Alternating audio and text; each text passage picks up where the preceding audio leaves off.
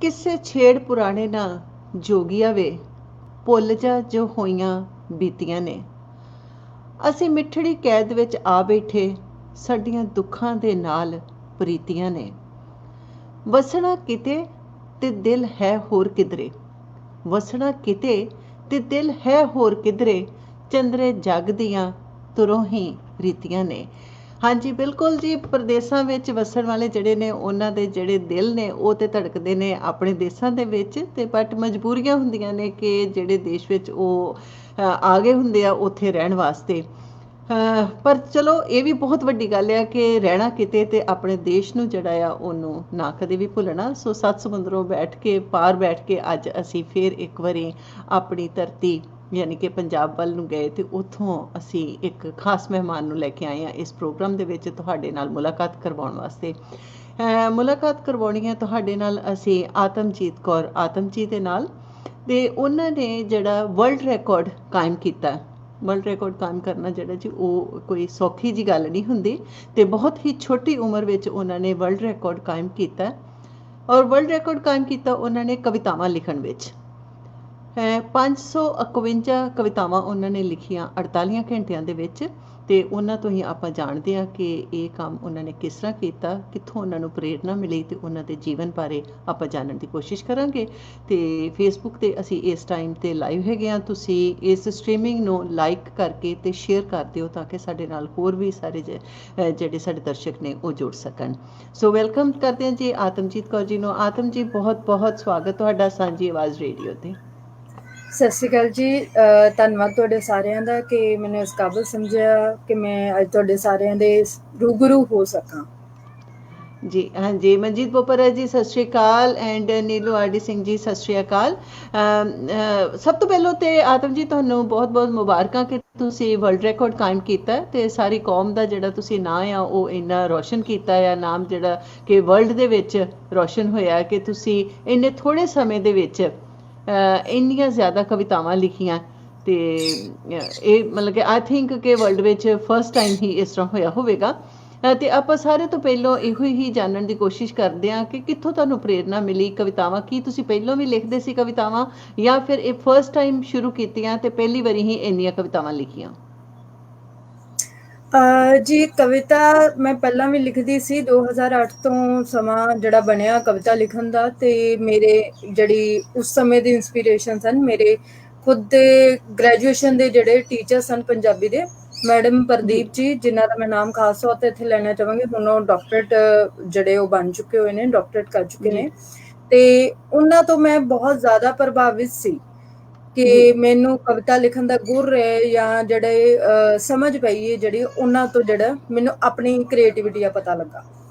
ਤੇ ਫਿਰ ਸਮਾਂ ਬਣਿਆ ਇੱਕ ਵਾਰੀ ਸਾਲ 2018 ਦੀ ਗੱਲ ਹੈ ਕਿ ਸਮਾਂ ਬਣਿਆ ਸਰਬਜੀਤ ਸਿੰਘ ਬੋਬੀ ਜੀ ਨੂੰ ਜਿਹੜਾ ਸੁਣਨ ਦਾ। ਸਰਬਜੀਤ ਸਿੰਘ ਬੋਬੀ ਜੀ ਸ਼ਿਮਲੇ ਤੋਂ ਹਨ ਤੇ ਕਾਫੀ ਸਾਰੇ ਉਹ ਉੱਥੇ ਰੋਟੀ ਬੈਂਕ ਚਲਾ ਰਹੇ ਹਨ, ਔਰ ਇਸ ਤੋਂ ਇਲਾਵਾ ਕਿ ਉਹ 5000 ਤੋਂ ਵੀ ਜ਼ਿਆਦਾ ਲਾਸ਼ਾਂ ਨੂੰ ਜਿਹੜਾ ਲਵਾਰਸ ਸਨ ਉਹਨਾਂ ਦਾ ਆਪਣੇ ਹੱਥੀਂ ਸੰਸਕਾਰ ਕਰ ਚੁੱਕੇ ਹਨ। ਤੇ ਉਹਨਾਂ ਬਾਰੇ ਕਾਫੀ ਸੁਣਿਆ ਸੀ ਤੇ ਇੱਕ NGO ਦੇ ਥਰੂ ਜਿਹੜਾ ਉਹਨਾਂ ਦਾ ਸਪੀਚ ਜਿਹੜੀ ਸੁਣਨ ਨੂੰ ਮਿਲੀ। ਤੇ ਜੇ ਮੈਂ ਗੱਲ ਕਰਾਂ ਤੇ 2019 ਸਾਲ ਦੀ ਇਹ ਗੱਲ ਹੈ ਕਿ ਜਦੋਂ ਉਹਨਾਂ ਦੀ ਸਪੀਚ ਮੈਂ ਸੁਣੀ ਤੇ ਉਹਨਾਂ ਨੇ ਦੱਸਿਆ ਕਿ ਗੁਰੂ ਨਾਨਕ ਦੇਵ ਜੀ ਦਾ ਜਿਹੜਾ 550ਵਾਂ ਦਿਹਾੜਾ ਅਸੀਂ ਬੜੇ ਧੂਮਧਾਮ ਦੇ ਨਾਲ ਮਨਾ ਰਹੇ ਹਾਂ। ਤੇ ਇਹ ਇੰਨੀ ਕੁ ਜ਼ਿਆਦਾ ਧੂਮਧਾਮ ਨਾਲ ਮਨਾਇਆ ਜਾ ਰਿਹਾ ਕਿ ਉਹ ਉਸੇ ਚੀਜ਼ ਉੱਤੇ 550 ਉੱਤੇ ਬਹੁਤ ਜ਼ਿਆਦਾ ਜਿਹੜਾ ਉਹ ਫੋਕਸ ਹੋ ਰਿਹਾ। ਤੇ ਉਹਨਾਂ ਦਾ ਸਵਾਲ ਸੀ ਸਾਰਿਆਂ ਨੂੰ ਕਿ 549ਵਾਂ ਸਾਲ ਕੀ ਇਸੇ ਤਰੀਕੇ ਨਾਲ ਮਨਾਇਆ ਗਿਆ ਸੀ ਜਿਸ ਤਰੀਕੇ ਨਾਲ ਅਸੀਂ 550ਵਾਂ ਸਾਲ ਮਨਾ ਰਹੇ ਹਾਂ, ਜਾਂ ਅਗਲਾ ਸਾਲ ਜਾਨੀ ਕਿ 551ਵਾਂ ਸਾਲ ਇਸੇ ਤਰੀਕੇ ਨਾਲ ਜਿਹੜਾ ਉਹ ਮਨਾਇਆ ਜਾਏਗਾ ਜਿੰਨਾ ਧੂਮਧਾਮ ਨਾਲ ਅਸੀਂ 550ਵੇਂ ਸਾਲ ਨੂੰ ਜਿਹੜਾ ਉਹ ਮਨਾ ਰਹੇ ਹਾਂ। ਇਹਦੇ ਵਿੱਚ ਕੋਈ ਖਾਸ ਗੱਲ ਨਹੀਂ, ਕਿਉਂਕਿ ਹਰ ਸਾਲ ਹੀ ਜਿਹੜਾ ਉਹ ਇਸੇ ਤਰ੍ਹਾਂ ਵੱਧਦਾ ਜਾਂਦਾ ਹੈ। ਤੇ ਹਰ ਸਾਲ ਦੀ ਤਰ੍ਹਾਂ ਹੀ ਜਿਹੜਾ ਇਸ ਸਾਲ ਵੀ ਗੁਰੂ ਸਾਹਿਬ ਦਾ ਜਿਹੜਾ ਸੰਦੇਸ਼ ਹੈ ਉਹ ਸਾਰਿਆਂ ਲਈ ਜਿਹੜਾ ਹੈ ਉਹ ਸੇਮ ਜੀ। ਕਿਤੇ ਨਾ ਕਿਤੇ ਜਿਹੜੀ ਗੱਲ ਸੀ ਮੇਰੇ ਦਿਮਾਗ ਦੇ ਵਿੱਚ ਘਰ ਕਰ ਗਈ, ਕਿਉਂਕਿ ਮੈਂ ਉਹਨਾਂ ਦੇ ਕੰਮ ਤੋਂ, ਸਰਬਜੀਤ ਸਿੰਘ ਬੋਬੀ ਜੀ ਦੇ ਕੰਮ ਤੋਂ ਬਹੁਤ ਜ਼ਿਆਦਾ ਪ੍ਰਭਾਵਿਤ ਸੀ। ਤੇ ਜਦੋਂ ਸਾਲ ਅਗਲਾ ਆਇਆ ਤੇ ਅਚਾਨਕ ਹੀ ਪਰਮਾਤਮਾ ਵੱਲੋਂ ਇਸ ਤਰੀਕੇ ਦਾ ਜਿਹੜਾ ਹੈ ਉਹ ਸਬਬ ਬਣਿਆ ਕਿ ਉਸ ਗੱਲ ਨੇ ਮੇਰੇ ਦਿਮਾਗ ਦੇ ਵਿੱਚ ਘਰ ਕੀਤਾ ਹੋਇਆ ਸੀ, ਤੇ ਮੈਂ ਸੋਚਿਆ ਕਿ ਮੈਂ ਆਪਣੇ ਤਰੀਕੇ ਦੇ ਨਾਲ ਗੁਰੂ ਨਾਨਕ ਪਾਤਸ਼ਾਹ ਜੀ ਦਾ ਇਸ ਸਾਲ ਯਾਨੀ ਕਿ 551ਵਾਂ ਸਾਲ ਜਿਹੜਾ ਹੈ ਉਹ ਆਪਣੇ ਤਰੀਕੇ ਨਾਲ ਡੈਡੀਕੇਟ ਕਰਾਂਗੀ, ਯਾਨੀ ਕਿ ਆਪਣੇ ਤਰੀਕੇ ਨਾਲ ਉਹਨੂੰ ਮਨਾਵਾਂਗੀ। ਤੇ ਇਸ ਤੋਂ ਵਧੀਆ ਮੈਨੂੰ ਰਸਤਾ ਨਹੀਂ ਲੱਭਿਆ ਕਿ ਮੈਂ ਪਰਮਾਤਮਾ ਦੀ ਉਸਤਤ ਦੇ ਵਿੱਚ ਆਦ ਤੋਂ ਲੈ ਕੇ ਮੱਧ ਤੇ ਮੱਧ ਤੋਂ ਅੰਤ ਤੱਕ ਜਿਹੜੀ ਉਹ ਕੁਦਰਤ ਦੀ ਹੀ ਗੱਲ ਕੀਤੀ ਆਪਣੀਆਂ ਕਵਿਤਾਵਾਂ ਦੇ ਵਿੱਚ। ਕੁਦਰਤ ਤੇ ਸ਼ੁਕਰਾਨਾ ਤੇ ਉਹਦੇ ਅੱਗੇ ਅਰਜ਼ੋਈ ਜਿਹੜੀ ਹੈ ਉਹ ਸ਼ੁਰੂਆਤ ਵੀ ਇਸੇ ਤਰੀਕੇ ਨਾਲ ਹੋਈ ਹੈ। ਅੰਤ ਦੇ ਵਿੱਚ ਜਿਹੜੀ ਬੇਨਤੀ ਸੀ ਕਿ ਤੁਸੀਂ ਮਤਲਬ ਆਪ ਹੱਥ ਫੜ ਕੇ ਜਿਹੜਾ ਹੈ ਇਹ ਕੰਮ ਕਰਵਾਇਆ ਹੈ ਵਰਲਡ ਰਿਕਾਰਡ ਵਾਲਾ, ਤੇ ਜਿਹੜਾ ਇਹ ਇਸ ਤਰੀਕੇ ਨਾਲ ਬਣਿਆ ਹੈ। ਤੇ ਮੇਰੇ ਲਈ ਬੜੀ ਖਾਸ ਗੱਲ ਸੀ ਕਿ ਮੈਂ ਦਿਨ ਵੀ ਬੜੇ ਖਾਸ ਇਸ ਲਈ ਚੁਣੇ ਸੀ 9 ਮਾਰਚ ਤੇ 10 ਮਾਰਚ ਦਾ, ਕਿਉਂਕਿ 9 ਮਾਰਚ ਨੂੰ ਮੇਰੇ ਜਿਹੜੇ ਮਦਰ ਨੇ ਉਹ ਮੇਰੇ ਤੋਂ ਹਮੇਸ਼ਾ ਵਾਸਤੇ ਜੁਦਾ ਹੋ ਗਏ ਸਨ, ਜਾਨੀ ਕਿ ਉਹਨਾਂ ਦੀ ਡੈਥ ਹੋ ਗਈ ਸੀ। ਮੈਂ ਉਹਨਾਂ ਦੀ ਡੈਥ ਐਨਵਰਸਰੀ ਤੇ ਜਿਹੜਾ ਇਸ ਵਰਲਡ ਰਿਕਾਰਡ ਨੇ ਬਣਾਉਣਾ ਸ਼ੁਰੂ ਕੀਤਾ, ਤੇ 10 ਮਾਰਚ ਨੂੰ ਅਸੀਂ ਉਹਨਾਂ ਦਾ ਸੰਸਕਾਰ ਕੀਤਾ ਸੀ, ਤੇ 10 ਮਾਰਚ ਜਿਹੜਾ ਹੈ ਉਹ ਮੇਰਾ ਵਰਲਡ ਰਿਕਾਰਡ ਪੂਰਾ ਹੋਇਆ। ਜਾਨੀ ਕਿ ਮੈਂ ਇੱਕ ਟਾਈਮ ਦੇ ਵਿੱਚ ਆਪਣੇ ਗੁਰੂ ਨਾਨਕ ਦੇਵ ਪਾਤਸ਼ਾਹ ਨੂੰ ਯਾਦ ਕਰ ਰਹੀ ਸੀ। 551ਵਾਂ ਸਾਲ ਜਿਹੜਾ ਉਹਨਾਂ ਦਾ ਜਨਮ ਦਿਨ ਦੀ ਖੁਸ਼ੀ ਦੇ ਵਿੱਚ ਜਿਹੜਾ ਮੈਂ ਇਸ ਵਰਲਡ ਰਿਕਾਰਡ ਨੂੰ ਉਹਨਾਂ ਨੂੰ ਡੈਡੀਕੇਟ ਕੀਤਾ। ਔਰ ਖਾਸ ਤੌਰ ਤੇ ਮੈਂ ਆਪਣੇ world book of records London ਦੇ ਵਿੱਚ ਇਹ ਚੀਜ਼ ਲਿਖਵਾਈ ਹੈ ਕਿ ਮੈਂ ਇੱਕ ਸਾਲ ਗੁਰੂ ਨਾਨਕ ਦੇਵ ਜੀ ਦੇ 551ਵੇਂ ਜਨਮ ਦਿਹਾੜੇ ਨੂੰ ਸਮਰਪਿਤ ਕਰ ਰਹੀ ਹਾਂ। ਔਰ ਇਹ ਵੀ ਨਾਲ ਲਿਖਵਾਇਆ ਕਿ ਜਿੰਨੀ ਕਵਿਤਾ ਲਿਖੀ ਗਈ ਇਹ ਸਾਰੀ ਪੰਜਾਬੀ ਲੈਂਗੁਏਜ ਦੇ ਵਿੱਚ ਲਿਖੀ ਗਈ, ਤਾਂ ਜੋ ਸਾਡੇ ਪੰਜਾਬੀ ਨੂੰ ਜਿਹੜਾ ਹੈ ਇਸ ਦਾ ਬੰਦਾ ਸਤਿਕਾਰ ਜਿਹੜਾ ਉਹ ਮਿਲ ਸਕੇ।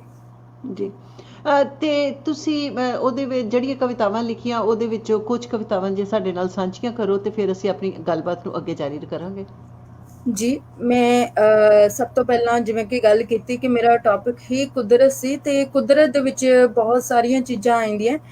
ਇਹ ਨਹੀਂ ਹੈ ਅਰਥ ਕਿ ਕੁਦਰਤ ਦੇ ਵਿੱਚ ਸਿਰਫ ਜਿਹੜੀਆਂ ਉਹ ਜਾਨਦਾਰ ਚੀਜ਼ਾਂ ਦੀ ਹੀ ਗੱਲ ਕੀਤੀ ਜਾਵੇ, ਬੇਜ਼ੁਬਾਨ ਚੀਜ਼ਾਂ ਵੀ ਜਿਹੜਾ ਉਹ ਕੁਦਰਤ ਦਾ ਹਿੱਸਾ ਹਨ, ਤੇ ਮੈਂ ਉਹਨਾਂ ਨੂੰ ਵੀ ਨਾਲ ਲੈ ਕੇ ਤੁਰੀ, ਜਿਵੇਂ ਕਿ ਪੱਥਰ ਜਾਂ ਆਪਾਂ ਹੋਰ ਇੱਦਾਂ ਦੀਆਂ ਕਈ ਸਾਰੀਆਂ ਚੀਜ਼ਾਂ ਸਨ ਜਿਨ੍ਹਾਂ ਨੂੰ ਮੈਂ ਨਾਲ ਲੈ ਕੇ ਤੁਰੀਆਂ, ਜਿਹੜੀਆਂ ਕਿ ਬੇਜ਼ੁਬਾਨ ਸਨ ਬਟ ਉਹ ਬਹੁਤ ਕੁਝ ਬੋਲਦੀਆਂ ਹਨ, ਬਹੁਤ ਵਧੀਆ ਸੰਦੇਸ਼ ਦੇਣਗੀਆਂ ਹਨ। ਤੇ ਇੱਕ ਮੈਂ ਚਾਰ ਮਿਸਰੀ ਜਿਹੜੀ ਇਹ ਕਵਿਤਾ ਛੋਟੀ ਜੀ ਤੁਹਾਡੇ ਨਾਲ ਸਾਂਝੀ ਕਰ ਰਹੀ ਹਾਂ। ਜੀ। ਸਾਹਾਂ ਵਾਂਗ ਕੁਦਰਤ ਸਿੰਜਿਆ ਕਰ, ਸਾਹਾਂ ਵਾਂਗ ਕੁਦਰਤ ਸਿੰਜਿਆ ਕਰ, ਸਭ ਰੰਗਾਂ ਨਾਲ ਇੱਕ ਮਿੱਕਿਆ ਕਰ। ਇੱਕ ਦਿਨ ਮਿੱਟੀ ਹੋ ਜਾਣਾ ਸਭਨਾ, ਇੱਕ ਦਿਨ ਮਿੱਟੀ ਹੋ ਜਾਣਾ ਸਭਨਾ, ਪਿਆਰ ਬਣ ਪਿਆਰ ਵੰਡਿਆ ਕਰ। ਇਹ ਜਿਹੜੀ ਮੈਂ ਕੁਦਰਤ ਦੀ ਉਸਤਤ ਦੇ ਵਿੱਚ ਲਿਖੀ ਸੀ। ਤੇ ਇੱਕ ਮੈਂ ਜਿਹੜਾ ਹੈ ਪਾਣੀ ਦੇ ਉੱਤੇ ਲਿਖੀ ਜੀ। ਤਸਵਰ ਸੱਚ ਦਾ ਪਾਣੀ 'ਚ ਦਿਸਦਾ, ਤਸਵਰ ਮੀਨ ਤਸਵੀਰ ਜਿਹੜੀ ਉਹ ਪਾਣੀ, ਕਿਉਂਕਿ ਉਹ ਬੇਰੰਗ ਹੁੰਦਾ ਹੈ। ਤਸਵਰ ਸੱਚ ਦਾ ਪਾਣੀ 'ਚ ਦਿਸਦਾ, ਪਾਣੀ ਜੋ ਆਪ ਬੇਰੰਗ ਦਿਸਦਾ। ਜਾਤ ਪਾਤ ਨਾ ਪੁੱਛਦਾ, ਜਾਤ ਪਾਤ ਨਾ ਪੁੱਛਦਾ, ਬਸ ਸਭ ਇੱਕੋ ਜਿਹਾ ਦਿਸਦਾ। ਇਹ ਇਸ ਤਰੀਕੇ ਨਾਲ ਜਿਹੜੇ ਵੱਖ-ਵੱਖ ਕੁਦਰਤ ਦੇ ਜਿਹੜੇ ਰੰਗ ਸਨ ਉਹਨਾਂ ਨੂੰ ਆਪਣੀ ਕਵਿਤਾ ਦੇ ਵਿੱਚ ਭਰਨ ਦੀ ਕੋਸ਼ਿਸ਼ ਕੀਤੀ ਗਈ ਹੈ, ਕਿਉਂਕਿ ਕੁਦਰਤ ਦੇ ਵਿੱਚ ਜਿਹੜਾ ਇਨਸਾਨ ਆ ਜਾਂਦਾ ਹੈ, ਜਿਹੜੀ ਕਿ ਇੱਕ ਜਾਨਦਾਰ ਚੀਜ਼ ਹੈ। ਇਹਦੇ ਜਿਹੜੇ ਹਾਸੇ ਨੇ, ਠੱਠੇ ਨੇ, ਉਦਾਸੀਆਂ ਹੈ, ਰੋਣੇ ਹੈ, ਅਥਰੂ ਨੇ, ਇਹਨਾਂ ਨੂੰ ਵੀ ਜਿਹੜਾ ਮੈਂ ਆਪਣੇ ਕੁਦਰਤ ਦੇ ਰੰਗ ਦੇ ਵਿੱਚ ਪਰੋਇਆ, ਕਿਉਂਕਿ ਕੁਦਰਤ ਅਗਰ ਆਪਾਂ ਇੱਕ ਛੋਟਾ ਜਿਹਾ ਵਰਡ ਸਮਝਦੇ ਹਾਂ ਤਾਂ ਉਹ ਨਹੀਂ ਹੈ। ਜਦੋਂ ਕਹਿੰਦੇ ਅਰਥ ਨੇ ਉਹ ਬਹੁਤ ਹੀ ਜ਼ਿਆਦਾ ਵਿਸ਼ਾਲ ਨੇ। ਤੇ ਪੱਥਰ ਦੇ ਉੱਤੇ ਮੈਂ ਖਾਸ ਤੌਰ ਤੇ ਜ਼ਰੂਰ ਇਸ ਚੀਜ਼ ਨੂੰ, ਕੁਦਰਤ ਨੂੰ ਐਕਸਪਲੇਨ ਕਰਨ ਦੀ ਕੋਸ਼ਿਸ਼ ਕੀਤੀ ਹੈ ਕਿ ਇੱਕ ਪੱਥਰ ਹੈ ਜਿਹੜਾ ਸਾਨੂੰ ਇਸ ਗੱਲ ਦੇ ਲਈ ਪ੍ਰੇਰਦਾ ਹੈ ਕਿ ਜੇ ਮੈਂ ਰਾਹ ਦੇ ਵਿੱਚ ਖੜਾ ਵਾਂ ਤੇ ਹੁਣ ਲੰਘਣ ਵਾਲੇ ਰਾਹੀ ਨੂੰ ਇਹ ਸੋਚਣਾ ਪਵੇਗਾ ਕਿ ਜਦੋਂ ਉਹਨੂੰ ਠੋਕਰ ਲੱਗੀ ਹੈ ਹੁਣ ਉਹ ਮੈਨੂੰ ਪਾਸੇ ਕਰਕੇ ਜਾਏਗਾ ਜਾਂ ਨਹੀਂ। ਜੇ ਤਾਂ ਪਾਸੇ ਕਰਕੇ ਜਾਏਗਾ ਤੇ ਨਾ ਜਾਣੇ ਕਿੰਨਿਆਂ ਦਾ ਭਲਾ ਹੋ ਜਾਏਗਾ ਤਾਂ ਜੋ ਕਿਸੇ ਹੋਰ ਨੂੰ ਠੋਕਰ ਨਾ ਲੱਗੇ, ਤੇ ਜੇ ਪਾਸੇ ਕਰਕੇ ਨਹੀਂ ਜਾਏਗਾ ਤਾਂ ਹੋਰ ਕਈਆਂ ਨੂੰ ਜਿਹੜੀ ਉਹ ਠੋਕਰ ਲੱਗੇਗੀ। ਸੋ ਪੱਥਰ ਇਸ ਤਰੀਕੇ ਨਾਲ ਜਿਹੜਾ ਹੈ ਉਹ ਕਵਿਤਾ ਦੇ ਰਾਹੀਂ ਚਾਰ ਬੋਲ ਕੇ ਦੱਸਦਾ ਹੈ ਔਰ ਇਨਸਾਨ ਨੂੰ ਸਮਝਾਉਂਦਾ ਹੈ ਕਿ ਤੂੰ ਇਸ ਚੀਜ਼ ਦਾ, ਇਸ ਗੱਲ ਦਾ ਫੈਸਲਾ ਕਰਕੇ ਮੈਨੂੰ ਪਾਸੇ ਕਰਨਾ ਹੈ ਜਾਂ ਨਹੀਂ। ਨਹੀਂ ਕਰਨਾ ਬਿਲਕੁਲ। ਤੇ ਅਤਜੀਤ ਜੀ, ਜਿਹੜੀਆਂ ਇਹ ਕਵਿਤਾਵਾਂ ਨੇ, ਇਹ ਇਸ ਤਰ੍ਹਾਂ ਛੋਟੀਆਂ ਛੋਟੀਆਂ ਕਵਿਤਾਵਾਂ ਨੇ, ਜਾਂ ਇਹਨਾਂ ਜਿਹੜੀਆਂ 551 ਕਵਿਤਾਵਾਂ ਨੇ ਉਹਨਾਂ ਵਿੱਚ ਕੁਝ ਲੰਬੀਆਂ ਕਵਿਤਾਵਾਂ ਵੀ ਨੇ? ਜੀ ਬਿਲਕੁਲ, ਇਹਨਾਂ ਦੇ ਵਿੱਚ ਕੁਝ ਲੰਬੀਆਂ ਕਵਿਤਾਵਾਂ ਵੀ ਹਨ, ਬਹੁਤ ਲੰਬੀਆਂ ਵੀ ਹਨ, ਤੇ ਉਹਨਾਂ ਵਿੱਚੋਂ ਇੱਕ ਤੁਹਾਨੂੰ ਮੈਂ ਕਵਿਤਾ ਸੁਣਾਉਣ ਜਾ ਰਹੀ ਹਾਂ, ਸੱਚ। ਜੀ। ਸੱਚ ਨੂੰ ਮਨਫੀ ਕੀਤਿਆਂ ਵੀ, ਸੱਚ ਨੂੰ ਮਨਫੀ ਕੀਤਿਆਂ ਵੀ ਸੱਚ ਨੇ ਰੂਪ ਨਾ ਵਟਾਇਆ। ਸੱਚ ਸੱਚ ਬਣ ਕੇ ਹੀ ਸੱਚ ਦੇ ਆੜੇ ਆਇਆ।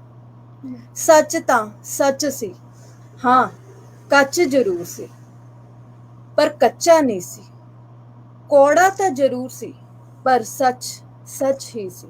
ਇਸ ਤੋਂ ਇਲਾਵਾ ਮਤਲਬ ਜਿਹੜੀਆਂ 2-2 ਪੇਜ ਤੇ ਵੀ ਜਿਹੜੀਆਂ ਇਹ ਕਵਿਤਾਵਾਂ ਗਈਆਂ ਨੇ, ਇਹ ਇਹੋ ਜਿਹਾ ਵਹਾ ਹੀ ਸੀ ਕਿ ਇਹਦੇ ਵਿੱਚ ਮੈਂ ਕੋਈ ਇਸ ਤਰੀਕੇ ਦੀ ਕੰਪਲਸ਼ਨ ਨਹੀਂ ਸੀ ਰੱਖੀ ਕਿ ਮੈਂ ਸਾਰੀਆਂ ਛੋਟੀਆਂ 4 ਮਿਸਰੀ ਕਵਿਤਾਵਾਂ ਹੀ ਲਿਖਣੀਆਂ ਜਾਂ ਫਿਰ 2 ਮਿਸਰੀ ਕਵਿਤਾਵਾਂ ਹੀ ਲਿਖਣੀਆਂ ਨੇ। ਕੁਝ ਇਹੋ ਜਿਹੀਆਂ ਕਵਿਤਾਵਾਂ ਵੀ ਗਈਆਂ ਨੇ, ਜਿਵੇਂ ਇੱਕ ਕਵਿਤਾ ਗਈ ਹੈ ਮਾਂ ਕਵਿਤਾ ਆਵਾਜ਼ਾਂ ਮਾਰਦੀ, ਉਹ ਬਹੁਤ ਜ਼ਿਆਦਾ ਲੰਬੀ ਵੀ ਗਈ। ਸੋ ਏਦਾਂ ਦੀਆਂ ਜਿਹੜੇ ਵਲਵਲੇ ਸਨ, ਜਿਹੜੇ ਰੂਹ ਦੇ ਵਿੱਚੋਂ ਉਸ ਸਮੇਂ ਨਿਕਲ ਰਹੇ ਸਨ, ਔਰ ਪਰਮਾਤਮਾ ਨੇ ਇਹੋ ਜਿਹੀ ਬਖਸ਼ਿਸ਼ ਕੀਤੀ ਕਿ ਆਪ ਹੱਥ ਫੜ ਕੇ ਜਿਹੜਾ ਹੈ ਉਹ ਇਹ ਸੇਵਾ ਲਈਏ। ਮੈਂ ਆਪਣੇ ਆਪ ਨੂੰ ਇਸ ਗੱਲ ਦੇ ਲਈ ਬਹੁਤ ਹੀ ਮਾਣ ਮਹਿਸੂਸ ਕਰਦੀ ਹਾਂ, ਵਡਭਾਗਾ ਸਮਝਦੀ ਹਾਂ ਕਿ ਪਰਮਾਤਮਾ ਨੇ ਮੈਨੂੰ ਇਸ ਕੰਮ ਦੇ ਲਈ ਚੁਣਿਆ ਕਿ ਮੈਂ ਇਸ ਤਰੀਕੇ ਦੇ ਨਾਲ ਜਿਹੜਾ ਉਹ ਵਰਲਡ ਰਿਕਾਰਡ ਬਣਾ ਸਕਾਂ। ਆਤਮਜੀਤ ਜੀ, ਕਹਿੰਦੇ ਨੇ ਕਿ ਇਨਸਾਨ ਜਿੱਥੇ ਨਹੀਂ ਪਹੁੰਚ ਸਕਦਾ, ਕਵੀ ਦੀ ਜਿਹੜੀ ਸੋਚ ਆ ਉੱਥੋਂ ਤੱਕ ਪਹੁੰਚ ਜਾਂਦੀ ਹੈ ਜੀ। ਤੇ ਕਵੀ ਬਣਨ ਵਾਸਤੇ ਵੀ ਜਾਂ ਕਵਿਤਾ ਲਿਖਣ ਵਾਸਤੇ ਉਸ ਸੋਚ ਦਾ ਹੋਣਾ ਬਹੁਤ ਜ਼ਰੂਰੀ ਹੈ। ਤੇ ਜਦੋਂ ਕਵਿਤਾ ਲਿਖ ਰਿਹਾ ਹੁੰਦਾ ਉਦੋਂ ਉਹ ਸੋਚ ਉਹਦੇ ਨਾਲ ਹੋਵੇਗੀ ਤੇ ਫਿਰ ਹੀ ਉਹ ਲਿਖ ਸਕੇਗਾ। ਤੁਸੀਂ 48 ਘੰਟੇ ਜਿਹੜਾ ਉਹ ਕਿਸ ਤਰ੍ਹਾਂ ਕਨਸੈਂਟਰੇਟ ਆਪਣੇ ਆਪ ਨੂੰ ਕਰਕੇ ਰੱਖਿਆ ਕਿ ਉਹ ਸੋਚ ਜਿਹੜੀ ਕਵਿਤਾ ਲਿਖਣ ਵਾਲੀ ਸੀਗੀ ਕਿ ਉਹ 48 ਘੰਟੇ ਤੁਹਾਡੇ ਨਾਲ ਬਣੀ ਰਹੀ, ਤੇ ਤੁਹਾਨੂੰ ਹੋਰ ਕਿਸੇ ਗੱਲ ਦਾ ਜਿਹੜਾ ਵਿੱਚ ਕੋਈ ਡਿਸਟਰਬੈਂਸ ਜਾਂ ਤੁਹਾਡਾ ਮਨ ਨਹੀਂ ਅੱਕਿਆ? ਇਹਦੇ ਬਾਰੇ ਜ਼ਰੂਰ ਦੱਸੋ। ਇਹ ਗੱਲ ਤੁਸੀਂ ਬਿਲਕੁਲ ਸਹੀ ਕਹੀ ਕਿ ਕਵੀ ਦੀ ਕਲਪਨਾ ਉਹਨੂੰ ਉਸ ਜਗ੍ਹਾ ਤੇ ਲੈ ਜਾਂਦੀ ਹੈ ਜਿੱਥੇ ਰਵੀ ਵੀ ਨਹੀਂ ਪਹੁੰਚ ਸਕਦਾ। ਤੇ ਜਦੋਂ ਕਵੀ ਦੀ ਇਹੋ ਜਿਹੀ ਕਲਪਨਾ ਸਿਰਜ ਰਹੀ ਹੁੰਦੀ ਹੈ ਤੇ ਉਹਦੇ ਅੰਦਰ ਇੱਕ ਵਲਵਲਾ ਫੁੱਟ ਰਿਹਾ ਹੁੰਦਾ ਹੈ ਕਿ ਬਸ ਮੈਨੂੰ ਕਿਸੇ ਤਰੀਕੇ ਕੋਈ ਵੀ ਜਿਹੜਾ ਹੈ ਉਹ ਪੈਨਸਲ ਜਾਂ ਕਲਮ ਜਿਹੜਾ ਉਹ ਕਾਗਜ਼ ਮਿਲ ਜਾਏ ਤੇ ਮੈਂ ਬਸ ਉਹਨੂੰ ਫਟਾਫਟ ਉਤਾਰ ਦੇਵਾਂ, ਕਿਉਂਕਿ ਉਸ ਟਾਈਮ ਦੀ ਜਿਹੜੀ ਉਹ ਕਲਪਨਾ ਹੁੰਦੀ ਹੈ ਉਹ ਇੰਨੀ ਕੁ ਕਵੀ ਦੇ ਲਈ ਖਾਸ ਹੁੰਦੀ ਹੈ। ਕਿਉਂਕਿ ਮੈਂ ਜਿਸ ਤਰੀਕੇ ਨਾਲ ਗੱਲ ਕਰ ਰਹੀ ਹਾਂ ਕਿ ਕਵੀ ਦੇ ਲਈ ਕਵਿਤਾ ਹੁੰਦੀ ਬੱਚੇ ਦੀ ਤਰ੍ਹਾਂ ਹੁੰਦੀ ਹੈ, ਉਹਨੂੰ ਉਸੇ ਤਰੀਕੇ ਨਾਲ ਪਿਆਰ ਕਰਦਾ ਹੈ ਜਿਵੇਂ ਮਾਂ ਇੱਕ ਬੱਚੇ ਨੂੰ ਪਿਆਰ ਕਰਦੀ। ਤੇ ਮੈਂ ਤੇ ਆਪਣੀ ਕਵਿਤਾ ਨੂੰ ਹੀ ਮਾਂ ਦਾ ਦਰਜਾ ਦੇ ਦਿੱਤਾ, ਜਿੰਦੇ ਵਿੱਚ ਮੈਂ ਜਿਹੜੀ ਉਹ ਕਵਿਤਾ ਲਿਖੀ ਸੀ ਮਾਂ ਕਵਿਤਾ ਆਵਾਜ਼ਾਂ ਮਾਰਦੀ ਹੈ। ਤੇ ਜਦ ਮਾਂ ਬੱਚੇ ਨਾਲ ਇੰਨਾ ਕਰਦੀ ਹੈ ਤੇ ਬੱਚਾ ਮਾਂ ਦੇ ਨਾਲ ਇੰਨਾ ਕਿਉਂ ਨਾ ਕਰੇ। ਤੇ ਸਭ ਤੋਂ ਵੱਡੀ ਗੱਲ ਸੀ ਕੋਆਪਰੇਸ਼ਨ ਦੀ, ਫੈਮਿਲੀ ਦੀ ਕੋਆਪਰੇਸ਼ਨ ਤੋਂ ਵਗੈਰਾ ਜਿਹੜਾ ਪੋਸੀਬਲ ਨਹੀਂ ਸੀ, ਜਿੰਦੇ ਵਿੱਚ ਮੇਰੇ ਹਸਬੈਂਡ ਤੇ ਮੇਰੀ ਗੁੜੀਆ ਨੇ ਜਿਹੜੀ ਕਿ ਉਸ ਸਮੇਂ ਸਿਰਫ 2 ਸਾਲ ਦੀ ਸੀ, ਉਹਨੇ ਬਹੁਤ ਕੋਆਪਰੇਟ ਕੀਤਾ ਔਰ ਮੈਨੂੰ ਇਸ ਗੱਲ ਦੇ ਲਈ ਪ੍ਰੇਰਦੇ ਰਹੇ ਕਿ ਆਪਾਂ ਠੀਕ ਆ, ਤੂੰ ਆਪਣੇ ਮਕਸਦ ਦੇ ਵੱਲ ਜਿਹੜੀ ਉਹ ਤੁਰੀ ਰਹੇ। ਸੋ ਮੈਂ ਵਾਰ-ਵਾਰ ਲੋਕੇਸ਼ਨ ਬਦਲ ਰਹੀ ਸੀ ਤਾਂ ਕਿ ਜਿਹੜੇ ਉਹ ਵਿਚਾਰ ਹਨ ਕਵਿਤਾ ਦੇ ਉਹ ਜਿਹੜੇ ਉਹ ਬਰਕਰਾਰ ਰਹਿਣ। ਕਦੀ ਮੈਂ ਪਾਰਕ ਦੇ ਵਿੱਚ ਬੈਠ ਰਹੀ ਸੀ, ਕਦੀ ਮੈਂ ਬਾਬਾ ਜੀ ਦੇ ਰੂਮ ਦੇ ਵਿੱਚ ਬੈਠ ਰਹੀ ਸੀ, ਕਦੀ ਮੈਂ ਆਪਣੇ ਕਮਰੇ 'ਚ ਬੈਠੀ ਹੋਈ ਸੀ, ਤੇ ਕਦੀ ਮੈਂ ਬਿਲਕੁਲ ਇਕਾਂਤ ਵਿੱਚ ਵੀ ਬੈਠੀ ਹੋਈ ਸੀ। ਤੇ ਦਿਨ ਰਾਤ ਜਿਹੜਾ ਹੈ ਉਹ ਇਸ ਤਰੀਕੇ ਨਾਲ ਸਿਲਸਿਲਾ ਚੱਲ ਰਿਹਾ ਸੀ ਕਿ ਉਸ ਸਮੇਂ ਦੀ ਜਿਹੜੀ ਕਲਪਨਾ ਸੀ ਉਹ ਅਜਿਹੇ ਤਰੀਕੇ ਦੇ ਵਲਵਲੇ ਸਨ ਕਿ ਇੱਕ ਲਿਖ ਰਹੀ ਸੀ ਤੇ ਦੂਸਰੀ ਦੇ ਆਪਣੇ ਆਪ ਅੱਗੋਂ ਵਿਚਾਰ ਸੁੱਝ ਰਹੇ ਸਨ। ਤੇ ਇਹਨੂੰ ਬਖਸ਼ਿਸ਼ ਨਹੀਂ ਕਵਾਂਗੇ ਪ੍ਰਮਾਤਮਾ ਦੀ ਤਾਂ ਹੋਰ ਕੀ ਕਵਾਂਗੇ ਕਿ ਇਹੋ ਜਿਹੀ ਜਿਹੜੀ ਉਹ ਸੁਰਤਾਲ ਜਿਹੜੀ ਉਹ ਇਕੱਠੀ ਹੀ ਲਗਨ ਲੱਗੀ ਹੋਈ ਸੀ ਕਿ ਯਸ ਇਹ ਕਰਨਾ ਹੈ, ਮਤਲਬ ਕਰਨਾ ਹੈ ਜੀ। ਇੱਕ ਛੋਟੀ ਜਿਹੀ ਕਵਿਤਾ ਲਿਖਣੀ ਹੋਵੇ ਉਹਦੇ ਵਾਸਤੇ ਵੋਕੈਬਲਰੀ ਬਹੁਤ ਚਾਹੀਦੀ ਆ, ਵਰਡਸ ਜਿਹੜੇ ਆ ਹਨਾ, ਰਾਈਟ ਵਰਡਸ ਜਿਹੜੇ ਚੁਣਨੇ। ਤੇ ਇੰਨੀਆਂ ਜ਼ਿਆਦਾ 551 ਕਵਿਤਾ ਤੁਸੀਂ ਲਿਖੀਆਂ ਉਹ ਵੀ 48 ਘੰਟਿਆਂ ਵਿੱਚ, ਤੇ ਉਹ ਇੰਨੀ ਜ਼ਿਆਦਾ ਵੋਕੈਬਲਰੀ ਜਿਹੜੀ ਸੀਗੀ ਉਹ ਕਿੱਥੋਂ ਇਕੱਠੀ ਕੀਤੀ? ਕੀ ਤੁਸੀਂ ਬਹੁਤ ਜ਼ਿਆਦਾ ਪੜ੍ਹਦੇ ਰਹਿੰਦੇ ਹੋ? ਦੇਖੋ ਜਿਹੜੇ ਜਿੱਥੋਂ ਤੱਕ ਵੋਕੈਬ ਦੀ ਗੱਲ ਹੈ, ਇਹ ਤੁਹਾਡੀ ਗੱਲ ਬਿਲਕੁਲ ਸਹੀ ਹੈ ਕਿ ਵੋਕੈਬ ਦਾ ਹੋਣਾ ਬਹੁਤ ਜ਼ਰੂਰੀ ਹੈ, ਪਰ ਜਿਹੜਾ ਲਗਾਤਾਰ ਪੜ੍ਹਨ ਦੇ ਨਾਲ ਜਿਹੜਾ ਇਹ ਵੋਕੈਬ ਇਕੱਠੀ ਹੋ ਸਕਦੀ ਹੈ। ਕਿਉਂਕਿ ਮੇਰੇ ਮਦਰ ਟੰਗ ਪੰਜਾਬੀ ਹੈ, ਮੇਰੇ ਜਿਹੜੇ ਮਦਰ ਹਨ ਉਹ ਮਾਲਵੇ ਵਾਲੀ ਸਾਈਡ ਤੋਂ ਸਨ ਔਰ ਮੇਰੇ ਫਾਦਰ ਮਾਝੇ ਵਾਲੀ ਸਾਈਡ ਤੋਂ ਸਨ, ਔਰ ਉਹਨਾਂ ਦੀ ਪੰਜਾਬੀ ਬਹੁਤ ਜ਼ਿਆਦਾ ਵਧੀਆ ਹੋਣ ਕਰਕੇ ਜਿਹੜੀ ਅੱਗੋਂ ਮੈਨੂੰ ਇਹ ਚੀਜ਼ ਵਿਰਾਸਤ ਦੇ ਵਿੱਚ ਮਿਲੀ। ਤੇ ਮੈਂ ਸਿਰਫ 9 ਸਾਲ ਦੀ ਸੀ ਜਦੋਂ ਮੈਂ ਸਟੇਜ ਦੇ ਉੱਤੇ ਜਿਹੜਾ ਉਹ ਬੋਲਣਾ ਸ਼ੁਰੂ ਕਰ ਦਿੱਤਾ ਸੀ। ਤੇ 9 ਸਾਲ ਦੀ ਉਮਰ ਦੇ ਵਿੱਚ ਜਿਹੜਾ ਮੈਨੂੰ ਇਸ ਗੱਲ ਦਾ ਜਿਹੜਾ ਉਹ ਝੱਸ ਏਦਾਂ ਦਾ ਪਿਆ ਕਿ ਮੈਂ ਲਗਾਤਾਰ ਸਟੇਜ ਤੇ ਬੋਲਦੀ ਗਈ, ਔਰ ਸਕੂਲ ਦੇ ਵਿੱਚ ਛੋਟੇ ਛੋਟੇ ਚਾਂਸਿਸ ਨੂੰ ਮਿਸ ਨਹੀਂ ਕੀਤਾ, ਉਹਨਾਂ ਨੂੰ ਕੰਟੀਨਿਊਸਲੀ ਜਿਹੜਾ ਮੈਂ ਅੱਗੇ ਪਹੁੰਚਦੀ ਰਹੀ। ਔਰ ਇਹੋ ਜਿਹਾ ਵੀ ਸਮਾਂ ਬਣਿਆ ਕਿ ਮੈਂ ਗੁਰੂ ਨਾਨਕ ਦੇਵ ਯੂਨੀਵਰਸਿਟੀ ਤੋਂ ਜਿਹੜੇ ਯੂਥ ਫੈਸਟੀਵਲ ਦੇ ਵਿੱਚ ਵੀ ਫਿਰ ਪ੍ਰਾਈਜ਼ ਵਿਨਰ ਰਹੀ। ਉਸ ਦੇ ਨਾਲ ਕੀ ਹੋ ਗਿਆ ਕਿ ਉਸ ਸਮੇਂ ਦੇ ਦੌਰਾਨ ਮੇਰੇ ਬਹੁਤ ਸਾਰੇ ਕਵੀਆਂ ਨਾਲ ਜਿਹੜਾ ਹੈ ਉਹ ਮੁਲਾਕਾਤ ਹੁੰਦੀ ਰਹੀ। ਕੁਝ ਮੈਂ ਦੱਸਿਆ ਕਿ ਮੇਰੇ ਗ੍ਰੈਜੂਏਸ਼ਨ ਵਾਲੇ ਟੀਚਰ ਜਿਨ੍ਹਾਂ ਤੋਂ ਮੈਂ ਬਹੁਤ ਜ਼ਿਆਦਾ ਪ੍ਰਭਾਵਿਤ ਸੀ, ਉਹਨਾਂ ਨੇ ਮੈਨੂੰ ਹੋਰ ਜ਼ਿਆਦਾ ਜਿਹੜਾ ਉਹ ਪੰਜਾਬੀ ਦੀ ਡੂੰਘਾਈ 'ਚ ਲੈ ਗਏ, ਜਿਹਦੇ ਨਾਲ ਮੈਂ ਪੰਜਾਬੀ ਨੂੰ ਐਕਚੁਅਲੀ ਪੰਜਾਬੀ ਸਬਜੈਕਟ ਨੂੰ ਬਹੁਤ ਹੀ ਜਿਹੜਾ ਉਹ ਏਦਾਂ ਸਮਝਦੀ ਸੀ ਕਿ ਠੀਕ ਹੈ, ਕੋਈ ਗੱਲ ਨਹੀਂ, ਹੋ ਜਾਏਗਾ, ਇਟਸ ਨਾਟ ਅ ਡਿਫਿਕਲਟ। ਤੇ ਮੈਂ ਸਿਰਫ ਪੇਪਰ ਤੋਂ ਇੱਕ ਰਾਤ ਪਹਿਲਾਂ ਪੜ੍ਹਦੀ ਸੀ, ਬਟ ਗ੍ਰੈਜੂਏਸ਼ਨ 'ਚ ਆ ਕੇ ਪਤਾ ਲੱਗਾ ਕਿ ਪੰਜਾਬੀ ਦੀ ਡੂੰਘਾਈ ਕੀ ਹੈ, ਪੰਜਾਬੀ ਦਾ ਜਿਹੜਾ ਵਿਸ਼ਾ ਹੈ ਮੈਂ ਉਹਨੂੰ ਬਹੁਤ ਹੀ ਹਲਕੇ 'ਚ ਲੈਂਦੀ ਰਹੀ ਹਾਂ, ਜਦਕਿ ਉਹ ਬਹੁਤ ਹੀ ਖੂਬਸੂਰਤ ਜਿਹੀ ਬੋਲੀ ਹੈ ਜਿਹਨੂੰ ਮੈਨੂੰ ਡੂੰਘਾਈ ਦੇ ਨਾਲ ਸਮਝਣਾ ਪਏਗਾ, ਉਸਨੂੰ ਪੀਣਾ ਪਏਗਾ, ਉਹਨੂੰ ਅੰਦਰ ਨਿਗਲ ਕੇ ਜਿਹੜਾ ਹੈ ਉਹਦੀ ਡੂੰਘਾਈ ਦਾ ਅਹਿਸਾਸ ਕਰਨਾ ਪਏਗਾ। ਇਹ ਇਹੋ ਜਿਹਾ ਜਿਹੜਾ ਸਰੋਵਰ ਸੀ ਪੰਜਾਬੀ। ਤੇ ਉਸ ਦੌਰਾਨ ਮੈਂ ਜਦੋਂ ਜਗ੍ਹਾ ਜਗ੍ਹਾ ਤੇ ਕਈ ਸਾਰੇ ਕਵੀਆਂ ਨੂੰ ਮਿਲ ਰਹੀ ਸੀ, ਕਈ ਸਾਰੇ ਏਦਾਂ ਦੇ ਲੋਕਾਂ ਨੂੰ ਮਿਲ ਰਹੀ ਸੀ ਜੋ ਵਾਕਈ ਹੀ ਪੰਜਾਬੀ ਨਾਲ ਦਿਲੋਂ ਪਿਆਰ ਕਰਦੇ ਸਨ, ਤੇ ਉਹਨਾਂ ਦੀ ਬਦੌਲਤ ਜਿਹੜਾ ਹੈ ਮੈਂ ਇਹ ਵੋਕੈਬ ਆਪਣੇ ਐਕਸਪੀਰੀਅੰਸ ਨਾਲ ਜਿਹੜਾ ਉਹ ਇਕੱਠਾ ਕਰ ਸਕੀ, ਕਿਤਾਬਾਂ ਦੇ ਰਾਹੀਂ ਵੀ ਇਕੱਠਾ ਕੀਤਾ। ਬਟ ਜੋ ਮੈਨੂੰ ਲੋਕਾਂ ਦੇ ਨਾਲ ਗੱਲਬਾਤ ਕਰਕੇ ਜੋ ਉਹਨਾਂ ਦੀ ਬੋਲੀ ਤੋਂ ਪਤਾ ਲੱਗਦਾ ਰਿਹਾ, ਕੁਝ ਮਦਰ ਜਿਹੜਾ ਹੈ ਉਹਨਾਂ ਦੀ ਬੋਲੀ ਮਾਲਵਾ ਹੋਣ ਕਰਕੇ ਮੈਨੂੰ ਬਹੁਤ ਜ਼ਿਆਦਾ ਜਿਹੜਾ ਉਸ ਚੀਜ਼ ਦਾ ਇੰਨਾ ਆਨੰਦ ਆਉਂਦਾ ਸੀ ਬੋਲੀ ਬੋਲ ਕੇ ਪੰਜਾਬੀ, ਕਿ ਮੇਰੀ ਹਮੇਸ਼ਾ ਕੋਸ਼ਿਸ਼ ਰਹੀ ਕਿ ਮੈਂ Guru Nanak Dev university youth festival ਦੇ ਵਿੱਚ ਵੀ ਜਿਹੜੇ ਮੈਂ ਡਿਬੇਟ, ਡੈਕਲਾਮੇਸ਼ਨ, ਪੋਇਟਰੀ ਕਰਦੀ ਰਹੀ ਹਾਂ, ਉਹਨਾਂ 'ਚ ਪਾਰਟਿਸਿਪੇਟ ਕੀਤਾ, ਉਹ ਵੀ ਪੰਜਾਬੀ 'ਚ ਹੀ ਕਰਦੀ ਰਹੀ। ਸੋ ਇਹ ਮੇਰੀ ਇੱਕ ਤਰ੍ਹਾਂ ਨਾਲ ਮਨਪਸੰਦ ਦੀ ਭਾਸ਼ਾ ਸੀ। ਤੇ ਖਾਸ ਤੌਰ ਤੇ ਮੈਨੂੰ ਜਦੋਂ ਵੀ ਸਟੇਜ ਤੇ ਐਂਕਰਿੰਗ ਕਰਨੀ ਹੁੰਦੀ ਸੀ ਤੇ ਮੈਨੂੰ ਇੱਕੋ ਗੱਲ ਕਹੀ ਜਾਂਦੀ ਸੀ, ਸਟੇਜ ਤੇ ਜਾ ਕੇ ਪੰਜਾਬੀ ਬੋਲਣੀ, ਉੱਥੇ ਹਿੰਦੀ ਨਾ ਬੋਲੀ, ਨਾ ਹੀ ਇੰਗਲਿਸ਼ ਬੋਲੀ, ਕਿਉਂਕਿ ਤੇਰੀ ਪੰਜਾਬੀ ਬੜੀ ਖਾਸ ਹੈ, ਤੇ ਜੇ ਤੂੰ ਹਿੰਦੀ ਜਾਂ ਇੰਗਲਿਸ਼ ਬੋਲੀ ਤੇ ਉਹ ਤੇਰੇ ਮੂੰਹ ਬਹੁਤ ਹੀ ਓਪਰੀ ਲੱਗਦੀ। ਤੇ ਕਈ ਵਾਰੀ ਤਾਂ ਮੈਨੂੰ ਬੜਾ ਬੁਰਾ ਲੱਗਦਾ ਵੀ ਸਿਰਫ ਇਹਨਾਂ ਲੋਕਾਂ ਦੇ ਕਰਕੇ ਜਿਹੜੀ ਮੈਂ ਇੰਗਲਿਸ਼ ਤੋਂ ਵਾਂਝੇ ਹੋ ਗਈ ਜਾਂ ਮੈਨੂੰ ਇੰਗਲਿਸ਼ ਬੋਲਣੀ ਹੀ ਨਹੀਂ ਆਈ।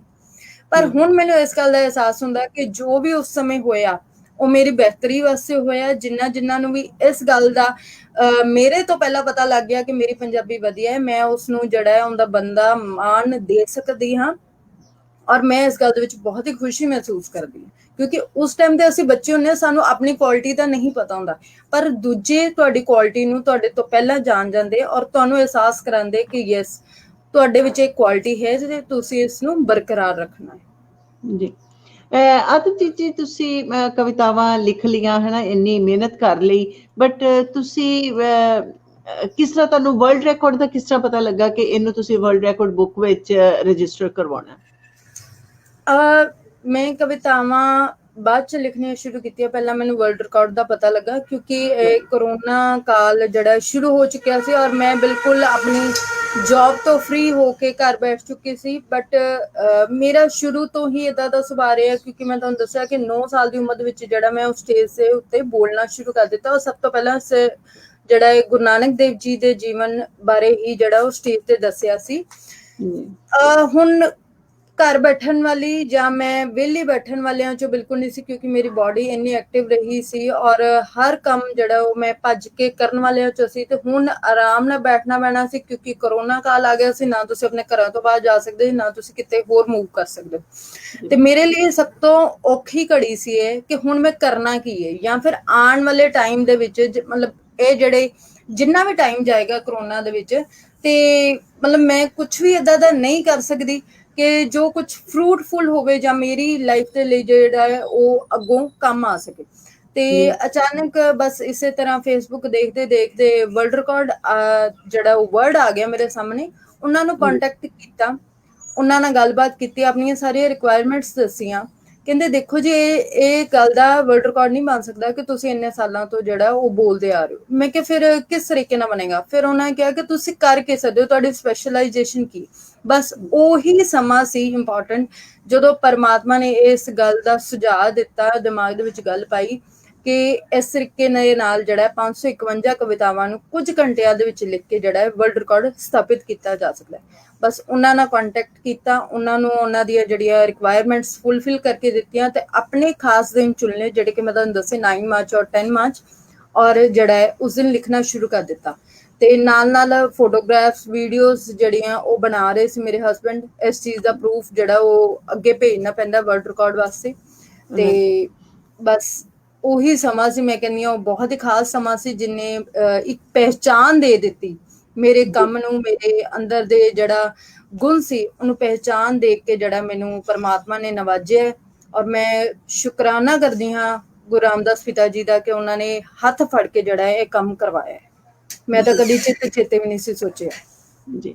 ਆਤਮਜੀਤ ਜੀ, ਕਵਿਤਾ ਚਲੋ ਲਿਖੀ ਜਾਂਦੀ ਆ ਹੈ ਨਾ, ਦੂਸਰਿਆਂ ਨੂੰ ਪੜ੍ਹ ਕੇ ਬੜਾ ਆਨੰਦ ਆਉਂਦਾ ਹੈ, ਬਟ ਕਵੀ ਨੂੰ ਆਪਣੇ ਆਪ ਨੂੰ ਕੀ ਮਹਿਸੂਸ ਹੁੰਦਾ ਜਦੋਂ ਕਵੀ ਲਿਖ ਰਿਹਾ ਹੁੰਦਾ ਹੈ? ਵਰਡਸ ਜਿਹੜੇ ਆ ਉਹ ਆਪਣੇ ਆਪ ਮਤਲਬ ਕਿ ਪੇਪਰ ਦੇ ਉੱਪਰ ਜਿਹੜੇ ਆ ਉਹ ਲਿਖ ਰਿਹਾ ਹੁੰਦਾ ਹੈ ਨਾ, ਤੇ ਉਹਨੂੰ ਲੱਗਦਾ ਕਿ ਹਾਂ ਆ ਜਿਹੜਾ ਹੁਣ ਜਿਹੜੇ ਜਿਹਨੂੰ ਤੁਸੀਂ ਮਿਸ਼ਰਾ ਕਹਿੰਦੇ ਹੋ ਹੈ ਨਾ, ਉਹ ਜੁੜ ਜਾਂਦਾ ਹੈ ਨਾ, ਤੇ ਉਹ ਜਦੋਂ ਫਿਨਿਸ਼ ਹੁੰਦਾ ਤੇ ਕਿਸ ਤਰ੍ਹਾਂ ਦਾ ਆਨੰਦ ਮਹਿਸੂਸ ਹੁੰਦਾ ਇੱਕ ਕਵੀ ਨੂੰ?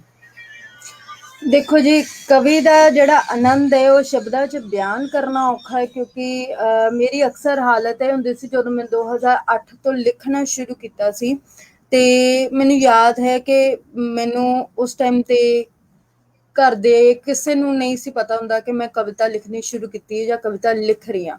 ਮੇਰੇ ਮੰਮਾ ਨੂੰ ਸ਼ੌਂਕ ਜ਼ਰੂਰ ਹੁੰਦਾ ਸੀ, ਬਟ ਮੇਰੇ ਮੰਮਾ ਨੂੰ ਡਰ ਇਸ ਗੱਲ ਦਾ ਸੀ ਕਿ ਕਿਤੇ ਇਹ ਅੱਗੋਂ ਜਾ ਕੇ ਕਵੀ ਐਜ਼ ਅ ਪ੍ਰੋਫੈਸ਼ਨ ਹੀ ਨਾ ਅਪਣਾ ਲਏ, ਕਿਉਂਕਿ ਅਸੀਂ ਇਹਦੇ ਉੱਤੇ ਬਹੁਤ ਜ਼ਿਆਦਾ ਮਿਹਨਤ ਕਰ ਰਹੇ ਹਾਂ। ਬਹੁਤ ਹੀ ਔਖੇ ਸਮੇਂ ਦੇ ਵਿੱਚ ਜਿਹੜਾ ਉਹ ਮੈਨੂੰ ਮੇਰੀ ਸਟੱਡੀ ਕੰਪਲੀਟ ਕਰਨ ਦੇ ਲਈ ਜਿਹੜਾ ਹਮੇਸ਼ਾ ਪ੍ਰੇਰ ਰਹੇ ਸਨ, ਤੇ ਉਹਨਾਂ ਨੂੰ ਇੱਕ ਇਹੀ ਡਰ ਖਾਈ ਜਾ ਰਿਹਾ ਸੀ ਕਿ ਠੀਕ ਹੈ, ਅਗਰ ਤਾਂ ਸ਼ੌਂਕ ਨਾਲ ਲਿਖ ਰਹੀ ਹੈ ਤਾਂ ਇਟਸ ਓਕੇ, ਬਟ ਜੇ ਅੱਗੇ ਇਹਨੇ ਪ੍ਰੋਫੈਸ਼ਨ ਬਣਾਉਣਾ ਹੈ ਤੇ ਇਹ ਜਿਹੜਾ ਸਾਡੇ ਪਰਿਵਾਰ ਦੇ ਵਿੱਚ ਜਿਹੜਾ ਗੱਲ ਵੈਲਿਡ ਨਹੀਂ ਹੈ।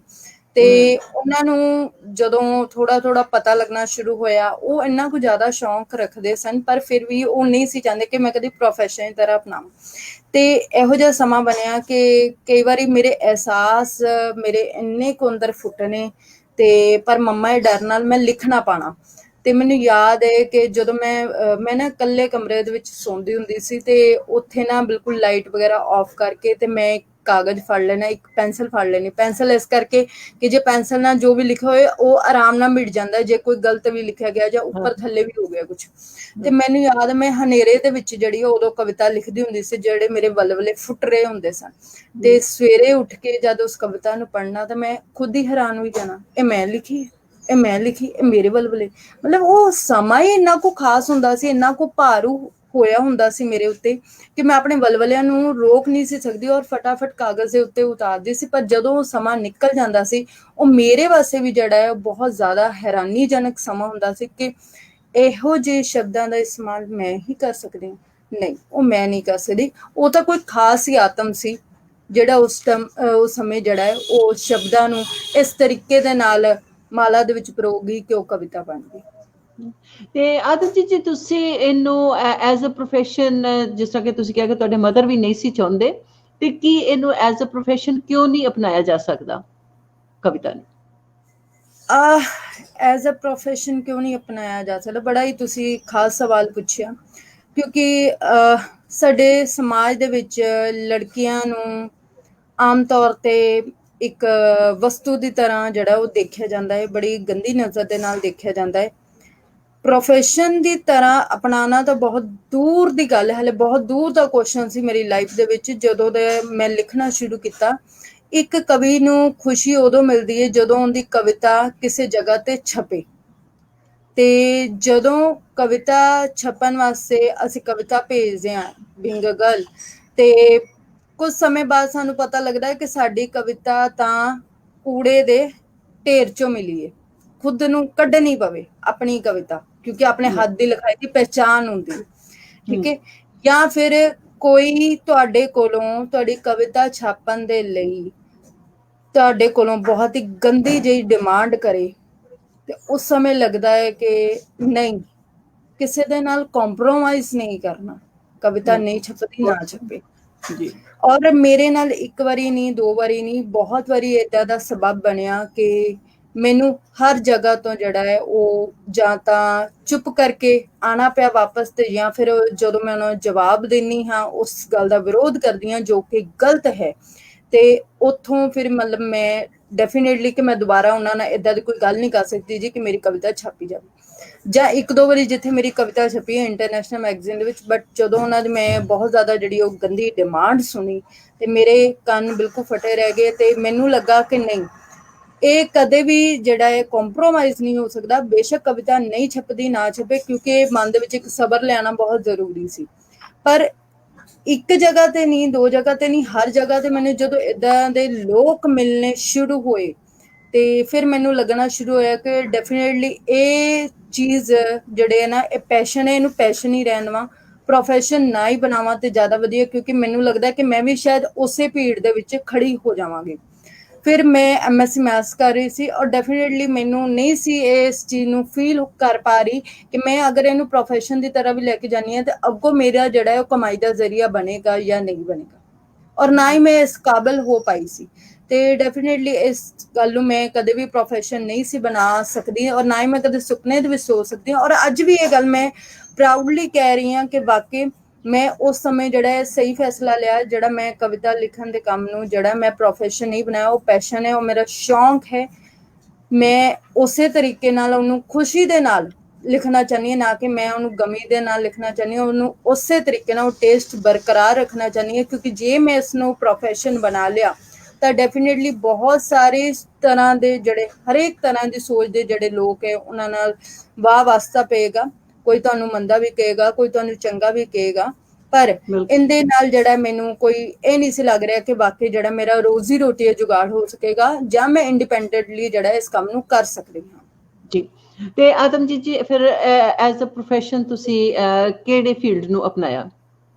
ਐਜ਼ ਅ ਪ੍ਰੋਫੈਸ਼ਨ ਮੈਂ ਜਿੱਦਾਂ ਦੱਸਿਆ MSc ਮੈਥਸ ਕੀਤੀ ਹੈ, ਉਸ ਤੋਂ ਬਾਅਦ MSc ਕੰਪਿਊਟਰ ਸਾਇੰਸ ਕੀਤੀ, B.Ed ਕੀਤੀ, ਫਿਰ M.Ed ਕੀਤੀ, ਹੁਣ ਮੈਂ M.Ed ਜਿਹੜੀ ਉਹ ਜਸਟ ਕੰਪਲੀਟ ਕੀਤੀ ਹੁਣੇ। ਤੇ ਮੈਂ ਟੀਚਿੰਗ ਦੇ ਪ੍ਰੋਫੈਸ਼ਨ ਨੂੰ ਹੀ ਅਪਣਾਇਆ। 8 ਸਾਲ ਹੋ ਗਏ ਮੈਨੂੰ as a maths teacher and as a computer teacher ਮੈਂ ਇੱਕ ਸਕੂਲ ਦੇ ਵਿੱਚ ਜਿਹੜਾ ਉਹ ਕੰਮ ਕਰ ਰਹੀ ਹਾਂ। ਔਰ ਨਾਲ ਹੀ ਮੈਂ ਇੱਕ ਹੋਰ ਬੜਾ ਖਾਸ ਕੰਮ ਕਰ ਰਹੀ ਹਾਂ ਜੋ ਕਿ ਮੈਂ ਵਰਲਡ ਰਿਕਾਰਡ ਬਣਾਉਣ ਤੋਂ ਬਾਅਦ ਜਿਹੜਾ ਹੈ ਸ਼ੁਰੂ ਕੀਤਾ, ਉਹ ਹਾਂ ਬ੍ਰੇਨ ਪਾਵਰ ਟ੍ਰੇਨਰ। ਯਾਨੀ ਕਿ ਮੈਂ 16 ਦਿਨ ਦੇ ਵਿੱਚ ਜਿਹੜਾ ਹੈ ਉਹ ਬੱਚਿਆਂ ਦੇ ਦਿਮਾਗ ਦੇ ਸੈੱਲ ਇਸ ਤਰੀਕੇ ਨਾਲ ਐਕਟੀਵੇਟ ਕਰ ਦਿੰਦੀ ਹਾਂ ਕਿ ਉਹ ਬੱਚੇ ਅੱਖਾਂ ਤੇ ਪੱਟੀ ਬੰਨ ਕੇ ਕੁਝ ਵੀ ਦੇਖ ਸਕਦੇ, ਲਿਖ ਸਕਦੇ, ਪੜ੍ਹ ਸਕਦੇ ਨੇ। ਯਾਨੀ ਕਿ ਤੁਸੀਂ ਅਗਰ ਸਾਹਮਣੇ ਬੈਠੇ ਹੋ ਤਾਂ ਤੁਹਾਡੇ ਕੱਪੜਿਆਂ ਦਾ ਰੰਗ ਵੀ ਦੱਸ ਦੇਣਗੇ।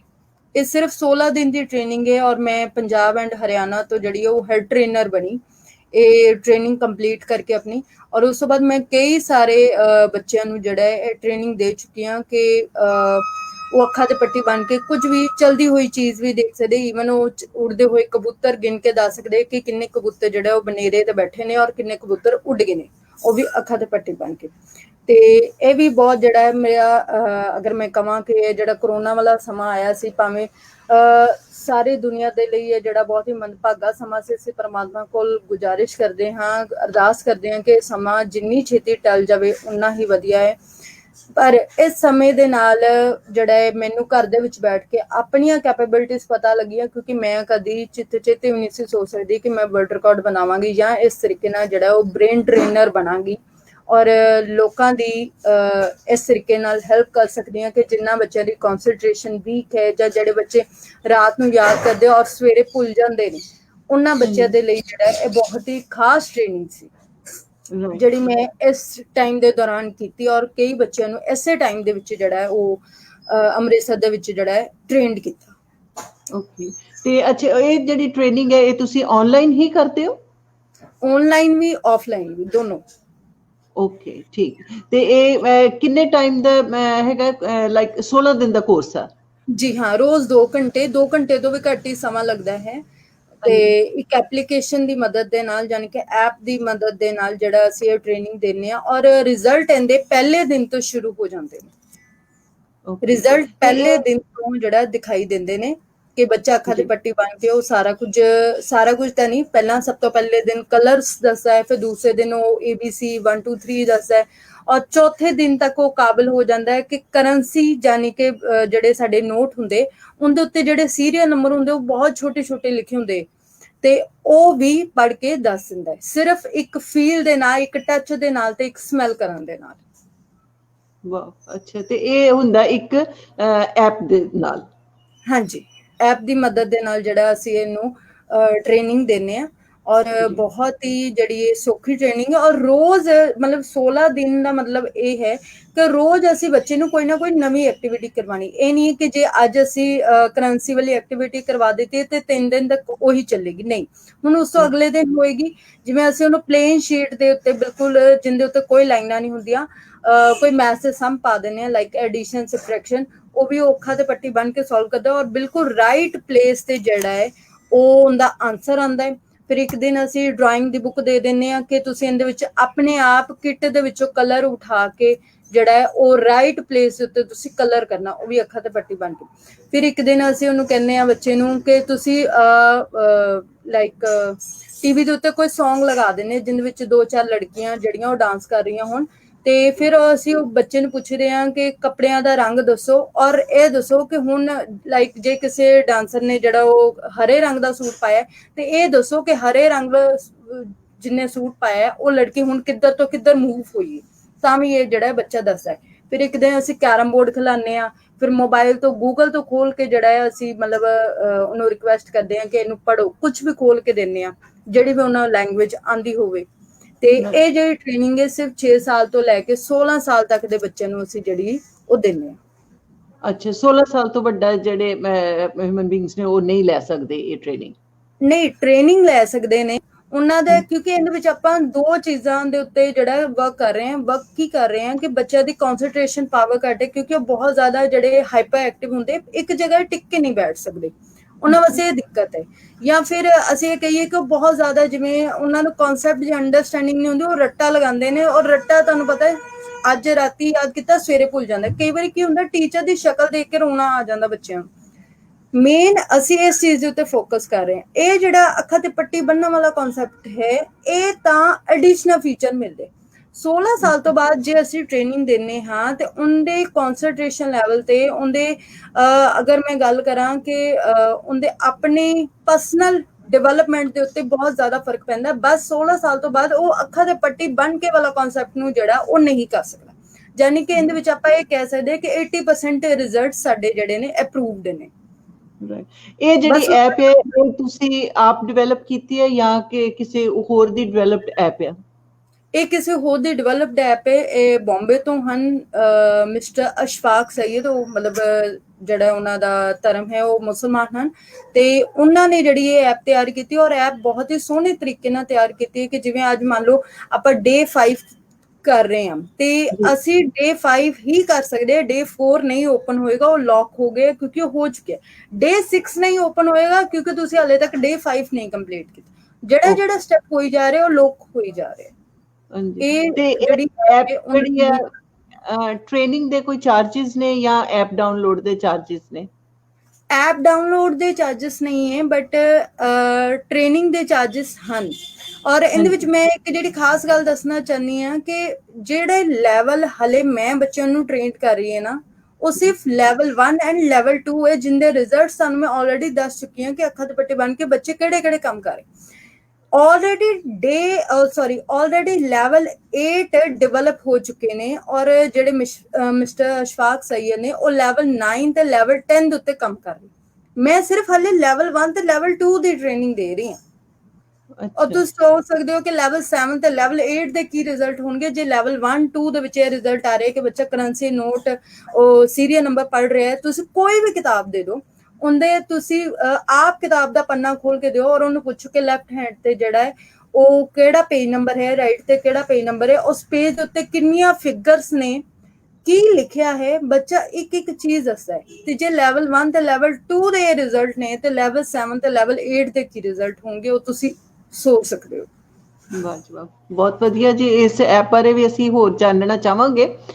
ਕੋਈ ਨਹੀਂ, ਆਉਂਦੇ ਸਮੇਂ ਦੇ ਵਿੱਚ ਤੁਹਾਡੇ ਨਾਲ ਗੱਲਬਾਤ ਕਰਦੇ ਰਵਾਂਗੇ ਤਾਂ ਕਿ ਤੁਸੀਂ ਨੈਕਸਟ ਲੈਵਲਸ ਬਾਰੇ ਸਾਨੂੰ ਦੱਸ ਸਕੋ। ਤੇ ਜੀ। ਅੱਗੇ ਤੋਂ ਹੁਣ ਹੋਰ ਤੁਹਾਡੇ ਕੀ ਪਲਾਨਸ ਨੇ ਲਾਈਫ ਦੇ ਵਿੱਚ, ਅੱਗੇ ਕੀ ਕਰਨਾ ਚਾਹੁੰਦੇ ਹੋ?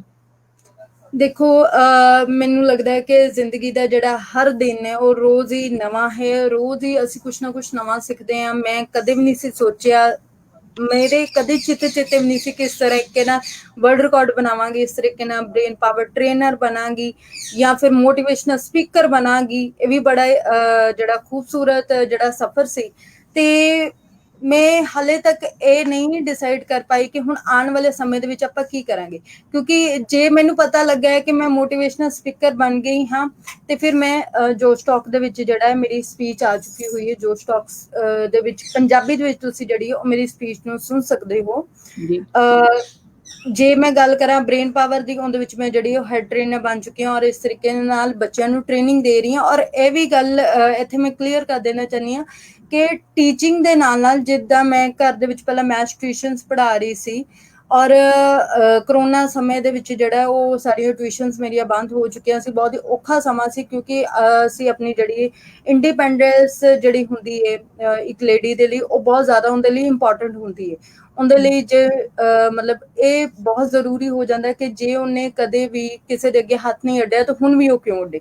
ਤੇ ਆਪਣੇ ਤਰੀਕੇ ਦੇ ਨਾਲ ਜਿਹੜਾ ਅਸੀਂ ਆਪਣੇ ਰਸਤੇ ਬਣਾਏ ਹਨ। ਮੈਂ ਤੇ ਜੇ ਮੈਂ ਗੱਲ ਕਰਾਂ ਵਰਲਡ ਰਿਕਾਰਡ ਦੀ, ਤੇ ਹੁਣ ਮੇਰਾ ਅੱਗੋਂ ਟਾਰਗੇਟ ਹੈ, ਜੇ ਮੈਂ ਸੋਚਾਂ ਤੇ ਗਿਨੀਜ਼ ਵਰਲਡ ਰਿਕਾਰਡ ਦਾ ਟਾਰਗੇਟ ਹੈ ਜਾਂ ਫਿਰ ਲਿਮਕਾ ਦੇ ਵਿੱਚ ਟਾਰਗੇਟ। ਫਿਰ ਜੇ ਆਪਾਂ ਅਵਾਰਡਸ ਦੀ ਗੱਲ ਕਰੀਏ, ਕਿਉਂਕਿ ਮੈਂ ਇਸ ਸਾਲ ਦੇ 15 ਯਾਨੀ ਕਿ 2020 ਦੇ 15 ਨੈਸ਼ਨਲ ਇੰਟਰਨੈਸ਼ਨਲ ਅਵਾਰਡ ਦੇ ਵਿੱਚ ਸਿਲੈਕਟ ਹੋ ਚੁੱਕੀ ਹੋਈ ਹਾਂ। ਸਿਰਫ ਆਪਣੇ ਇੱਕ ਛੋਟੇ ਜਿਹੇ ਕੰਮ ਦੇ ਕਰਕੇ। ਮੈਂ ਇੱਕ ਸਲਮ ਏਰੀਆ ਦੇ ਵਿੱਚ ਛੋਟਾ ਜਿਹਾ ਸਕੂਲ ਚਲਾ ਰਹੀ ਹਾਂ ਪਿਛਲੇ 5 ਸਾਲ ਤੋਂ। ਔਰ ਇਸ ਸਕੂਲ ਦੀ ਖਾਸੀਅਤ ਇਹ ਹੈ ਕਿ ਉਹ ਸਲਮ ਏਰੀਆ ਇਸ ਤਰੀਕੇ ਦਾ ਹੈ ਕਿ ਤੁਸੀਂ ਕੋਈ ਵੀ ਉੱਥੇ ਜਿਹੜਾ ਅਪੜੋ ਤੇ ਉੱਥੇ ਨਾ ਨਾਲੀਆਂ ਨੇ, ਮਤਲਬ ਲੋਕ ਨਾਲੀਆਂ ਦੇ ਵਿੱਚ ਜਿਹੜਾ ਉਹ ਰਹਿ ਰਹੇ ਨੇ। ਮਤਲਬ ਸਾਡੇ ਵਰਗਾ ਆਮ ਪਰਸਨ ਨਾ ਨੱਕ ਬੰਦ ਕਰਕੇ ਜਿਹੜਾ ਉੱਥੇ ਬੈਠੇਗਾ ਕਿਉਂਕਿ ਉੱਥੇ ਇੰਨੀ ਬਦਬੂ ਆਉਂਦੀ, ਕਿਉਂਕਿ ਉੱਥੇ ਹਾਲੇ ਤੱਕ ਵੀ ਅੱਜ ਦੇ ਡਿਵੈਲਪਿੰਗ ਟਾਈਮ ਦੇ ਵਿੱਚ ਟਾਇਲਟਸ ਦੀ ਫੈਸਿਲਿਟੀ ਨਹੀਂ ਹੈ। ਲੋਕ ਜੰਗਲ ਪਾਣੀ ਵੀ ਜਾਂਦੇ। ਔਰ ਇਹ ਉੱਥੇ ਕਿਹੜੀ ਜਗ੍ਹਾ ਤੇ ਹੈ, ਕਿਸ ਸ਼ਹਿਰ ਦੇ ਵਿੱਚ? ਅੰਮ੍ਰਿਤਸਰ ਸ਼ਹਿਰ ਦੇ ਵਿੱਚ ਹੀ, ਅੰਮ੍ਰਿਤਸਰ। ਛਾਟਾ ਹਾਂਜੀ। ਕ੍ਰਾਸ ਕਰੀਏ ਨਾਰਾਇਣਗੜ੍ਹ ਜਿਹੜਾ ਜੀ। ਉੱਥੇ ਇਲਾਕੇ ਦਾ ਨਾਂ ਹੈ। ਤੇ ਜੀ। ਉੱਥੇ ਇਹੋ ਜਿਹੀ ਹਾਲਤ ਹੈ ਜੋ ਉੱਥੇ ਲਾਗੇ ਹੀ ਪੁਰਾਣੇ ਟਾਈਮ ਦੇ ਵਿੱਚ ਬਾਦਲ ਸਾਹਿਬ ਦੇ ਕੁਝ ਪ੍ਰੋਜੈਕਟ ਚੱਲ ਰਹੇ ਸਨ। ਔਰ ਇਹ ਜਿਹੜੇ ਲੋਕ ਨੇ, ਇਹਨਾਂ ਦੇ ਕੋਲ ਕੋਈ ਜਿਹੜਾ ਹੈ ਉਹ ਪੱਕੇ ਮਕਾਨ ਨਹੀਂ ਹਨ। ਬਹੁਤ ਹੀ ਮਤਲਬ ਇਹਨਾਂ ਨੇ ਕਿਸੇ ਦੀ ਜਿਹੜੀ ਉਹ ਜਗ੍ਹਾ ਤੇ ਛੋਟੀ ਜੀ ਜਗ੍ਹਾ ਹੈ ਔਰ ਉੱਥੇ 12 ਪਰਿਵਾਰ ਰਹਿ ਰਹੇ ਨੇ। ਔਰ ਇਹ ਲੋਕ ਗੁਜਰਾਤ, ਬਿਹਾਰ ਵਗੈਰਾ ਤੋਂ ਉਜੜ ਕੇ ਆਏ ਹੋਏ ਲੋਕ ਨੇ, ਸਿਰਫ ਰੋਟੀ ਕਮਾਉਣ ਲਈ ਆਏ ਹੋਏ ਨੇ। ਔਰ ਇਹਨਾਂ ਨੇ ਆਪਣੇ ਬੱਚਿਆਂ ਨੂੰ ਆਪਣੇ ਨਾਲ ਕੰਮ ਕਰਤੇ ਲਗਾਇਆ ਹੋਇਆ, ਇੱਟਾਂ ਢੋਣ ਤੇ, ਮਿੱਟੀ ਢੋਣ ਤੇ। ਕੁੜੀਆਂ ਘਰਾਂ ਦੇ ਵਿੱਚ ਸਫਾਈ ਦਾ ਕੰਮ ਕਰ ਰਹੀਆਂ ਨੇ। ਤੇ ਇੱਥੇ ਮੇਰਾ ਜਿਹੜਾ ਸੰਪਰਕ ਬਣਿਆ ਇੱਕ ਮਾਲੀ ਦੇ ਥਰੂ ਬਣਿਆ। ਮੈਂ ਇੱਕ ਸਕੂਲ ਦੇ ਵਿੱਚ ਪੜ੍ਹਾ ਰਹੀ ਸੀ ਤੇ ਉੱਥੇ ਦਾ ਜਿਹੜਾ ਮਾਲੀ ਸੀ, ਮੈਂ ਉਹਨੂੰ ਘਰ ਛੱਡਣ ਗਈ ਤੇ ਉੱਥੇ ਜਾ ਕੇ ਜਦੋਂ ਮੈਂ ਸਿਚੁਏਸ਼ਨ ਦੇਖੀ, ਮਾਲੀ ਨਾਲ ਗੱਲ ਸਾਂਝੀ ਕੀਤੀ ਤੇ ਮਾਲੀ ਕਹਿੰਦਾ ਹੈ ਕਿ ਤੁਸੀਂ ਏਦਾਂ ਕਰੋ ਕਿ ਮੇਰੇ ਘਰ ਦੇ ਆ ਜਿਹੜਾ ਬਾਹਰ ਵਿਹੜਾ ਹੈ ਨਾ, ਤੁਸੀਂ ਇੱਥੇ ਪੜ੍ਹਾ ਲਓ। ਮੈਂ ਹੈਰਾਨ ਹੀ ਰਹਿ ਗਈ ਕਿ ਹਾਏ, ਉਹਦਾ ਇੰਨਾ ਵੱਡਾ ਦਿਲ ਹੈ ਕਿ ਮਤਲਬ ਉਹਨੇ ਆਪਣੀ ਜਗ੍ਹਾ ਦੇ ਦਿੱਤੀ ਔਰ ਕਹਿੰਦਾ ਕਿ ਮੈਡਮ ਜਿੰਨਾ ਟਾਈਮ ਤੁਸੀਂ ਪੜ੍ਹਾਉਣਾ ਨਾ ਤੁਸੀਂ ਇੱਥੇ ਪੜ੍ਹਾਓ। ਅਸੀਂ ਜੀ ਉੱਥੇ ਮੈਨੂੰ ਹੁਣ ਮੁਸ਼ਕਿਲ ਆ ਰਹੀ ਸੀ ਕਿ ਮੇਰੀ ਬੋਲੀ ਤੇ ਉਹਨਾਂ ਦੀ ਬੋਲੀ 'ਚ ਬਹੁਤ ਜ਼ਿਆਦਾ ਫਰਕ ਸੀ। ਫਿਰ ਉਸੇ ਮਾਲੀ ਦੀਆਂ 2 ਜਿਹੜੀਆਂ ਭਰਜਾਈਆਂ ਨੇ ਮੈਨੂੰ ਦੱਸਿਆ ਕਿ ਉਹਨਾਂ ਵਿੱਚ ਗ੍ਰੈਜੂਏਸ਼ਨ ਪਾਸ ਸੀ ਔਰ ਇੱਕ 8 ਪਾਸ ਸੀ। ਤੇ ਉਹਨਾਂ ਨੇ ਕਦੀ ਪਹਿਲਾਂ ਕੋਈ ਟੀਚਿੰਗ ਨਹੀਂ ਸੀ ਕੀਤੀ, ਕੋਈ ਐਕਸਪੀਰੀਅੰਸ ਨਹੀਂ ਸੀ। ਬਸ ਜਸਟ ਪੇਪਰ ਦੇ ਕੇ ਤੇ ਉਸ ਤੋਂ ਬਾਅਦ ਉਹਨਾਂ ਦਾ ਸਿੱਧਾ ਵਿਆਹ ਹੋ ਗਿਆ ਸੀ ਔਰ ਇੱਥੇ ਆ ਕੇ ਸਿਰਫ ਉਹਨਾਂ ਨੇ ਘਰ ਦਾ ਕੰਮ ਹੀ ਕਰਨਾ ਸਿੱਖਿਆ। ਮਤਲਬ ਘਰ ਦਾ ਕੰਮ ਹੀ ਕਰਦੀਆਂ ਸਨ ਤੇ ਬੱਚੇ ਪਾਲ ਰਹੀਆਂ ਸਨ। ਉਹਨਾਂ ਨੂੰ ਮੈਂ ਗੱਲ ਕੀਤੀ ਕਿ ਤੁਸੀਂ ਪਲੀਜ਼ ਇਹਨਾਂ ਨੂੰ ਪੜ੍ਹਾਉਣਾ ਸ਼ੁਰੂ ਕਰੋ, ਕਿਉਂਕਿ ਮੇਰੀ ਬੋਲੀ ਦੇ ਵਿੱਚ ਜਿਹੜੀ ਉਹ ਇੰਗਲਿਸ਼ ਦਾ ਜਾਂ ਪੰਜਾਬੀ ਦਾ ਬਹੁਤ ਜ਼ਿਆਦਾ ਇਸਤੇਮਾਲ ਸੀ ਤੇ ਮੇਰੀ ਬੋਲੀ ਉਹਨਾਂ ਦੀ ਸਮਝ ਤੋਂ ਬਿਲਕੁਲ ਬਾਹਰ ਸੀ, ਕਿਉਂਕਿ ਹਿੰਦੀ ਵੀ ਉਹਨਾਂ ਦੀ ਮੇਰੇ ਨਾਲੋਂ ਬਹੁਤ ਜ਼ਿਆਦਾ ਡਿਫਰੈਂਟ ਸੀ। ਜੀ। ਔਰ ਉਹਨਾਂ ਨੇ ਰਿਕੁਐਸਟ ਕੀਤੀ, ਉਹਨਾਂ ਨੇ ਮੇਰੇ ਰਿਕੁਐਸਟ ਤੇ ਜਿਹੜਾ ਉਹ ਬੱਚਿਆਂ ਨੂੰ ਪੜ੍ਹਾਉਣਾ ਸ਼ੁਰੂ ਕੀਤਾ। ਦਰੀਆਂ ਲਿਆਈਆਂ, ਦਰੀਆਂ, ਬਲੈਕ ਬੋਰਡ, ਚੌਕ ਵਗੈਰਾ ਦਾ ਇੰਤਜ਼ਾਮ ਕੀਤਾ ਔਰ ਨਾਲ ਹੀ ਕੁਝ ਥੋੜੀਆਂ ਬਹੁਤ ਖਾਣ ਪੀਣ ਦੀਆਂ ਚੀਜ਼ਾਂ ਤਾਂ ਕਿ ਬੱਚੇ ਜਿਹੜਾ ਇੰਟਰਸਟ ਦੇ ਨਾਲ ਆ। ਸਕੂਲ ਦਾ ਸਮਾਂ ਸਿਰਫ 2 ਘੰਟੇ ਰੱਖਿਆ, ਕਿਉਂਕਿ ਜੇ ਮੈਂ ਉਹਨਾਂ ਦੀ ਵਰਕਿੰਗ ਡਿਸਟਰਬ ਕੀਤੀ ਬੱਚਿਆਂ ਦੀ ਤਾਂ ਡੈਫੀਨਿਟਲੀ ਉਹ ਕਦੇ ਨਹੀਂ ਆਣਗੇ। ਕਿਉਂਕਿ ਜਿਹੜੇ ਬੱਚੇ ਨੂੰ ਪੈਸੇ ਕਮਾਉਣ ਦਾ ਝੱਸ ਪੈ ਗਿਆ ਉਹ ਨਹੀਂ ਛੱਡ ਸਕਦਾ, ਨਾਲੇ ਉਹਨਾਂ ਨੇ ਉਸ ਦਿਨ ਦੀ ਰੋਟੀ ਵੀ ਤਾਂ ਖਾਣੀ ਹੈ ਨਾ, ਤੇ ਜੇ ਉਹ ਉਸ ਦਿਨ ਕਮਾਉਣਗੇ ਤਾਂ ਰੋਟੀ ਖਾਣਗੇ। ਤੇ ਇਹ ਬੜਾ ਖਾਸ ਸਮਾਂ ਸੀ ਜਦੋਂ ਇਹ ਸਕੂਲ ਸ਼ੁਰੂ ਹੋਇਆ ਕਿ ਮੈਂ ਆਪ ਉਸ ਟਾਈਮ ਤੇ ਬੇਰੁਜ਼ਗਾਰ ਹੋ ਗਈ ਸੀ। ਜਿਸ ਟਾਈਮ ਦੀ ਇਹ ਗੱਲ ਦੱਸ ਰਹੀ ਹਾਂ ਉਸ ਸਮੇਂ ਤੇ ਮੈਂ ਆਪ ਬੇਰੁਜ਼ਗਾਰ ਹੋ ਗਈ ਸੀ। ਔਰ ਇਸ ਸਕੂਲ ਨੂੰ ਜਿਹੜਾ ਸ਼ੁਰੂ ਕੀਤਾ ਆਪਾਂ ਜੂਨ 2015 ਦੇ ਵਿੱਚ, ਤੇ ਕੱਲੀ ਹੀ ਮੈਨੂੰ ਯਾਦ ਹੈ ਕਿ ਮੈਂ ਇਸ ਸਫ਼ਰ ਨੂੰ ਸ਼ੁਰੂ ਕੀਤਾ। ਮੇਰੇ ਨਾਲ ਉਹ ਦੋ ਜਿਹੜੀਆਂ ਉਸ ਮਾਲੀ ਦੀਆਂ ਭਰਜਾਈਆਂ ਲੱਗੀਆਂ ਜਿਨ੍ਹਾਂ ਨੇ ਬੱਚਿਆਂ ਨੂੰ ਪੜ੍ਹਾਉਣਾ ਸ਼ੁਰੂ ਕੀਤਾ। ਅੱਜ 5 ਸਾਲ ਹੋ ਗਏ ਨੇ, ਸਟਿਲ ਮੈਂ ਕੱਲੀ ਹਾਂ। ਉਹਨਾਂ ਨੂੰ ਕਿਤੇ ਵੀ ਕੋਈ ਚੀਜ਼ ਦੀ ਲੋੜ ਪੈਂਦੀ ਹੈ, ਮੈਂ ਹੁਣ ਵੀ ਜਿਹੜੀ ਉਹ ਕਲੈਕਟ ਕਰਕੇ ਬੱਚਿਆਂ ਦਾ ਸਮਾਨ ਜਿਵੇਂ ਕਾਪੀ ਪੈਨ ਪੈਨਸਿਲ ਜੋ ਵੀ ਆਪਾਂ ਉਹਨਾਂ ਨੂੰ ਦਿੰਦੇ ਹਾਂ ਉੱਥੇ ਪ੍ਰੋਵਾਈਡ ਕਰਵਾਉਂਦੇ ਹਾਂ, ਜਾਂ ਖਾਣ ਪੀਣ ਜੋ ਵੀ ਮੁੱਕਿਆ ਹੋਵੇ ਜਿਹੜਾ ਹੈ ਉਹ ਮੈਂ ਆਪ ਭੱਜ ਕੇ ਜਿਹੜਾ ਉਹਨਾਂ ਨੂੰ ਫੜਾ ਕੇ ਆਉਂਦੀ ਹਾਂ। ਮੈਨੂੰ ਯਾਦ ਹੈ ਕਿ ਕਰੀਬ 50 ਬੱਚੇ ਸੀ ਔਰ ਮੇਰੀ ਸ਼ਾਦੀ 'ਚ ਸਿਰਫ 2 ਦਿਨ ਬਾਕੀ ਸਨ। ਔਰ ਮੈਨੂੰ ਅਚਾਨਕ ਫੋਨ ਆਉਂਦਾ ਹੈ ਕਿ ਮੈਡਮ ਬੱਚੇ 50 ਤੋਂ 80 ਹੋ ਗਏ ਨੇ ਤੇ ਸਾਨੂੰ ਤਾਂ ਸਮਾਨ ਚਾਹੀਦਾ ਹੈ।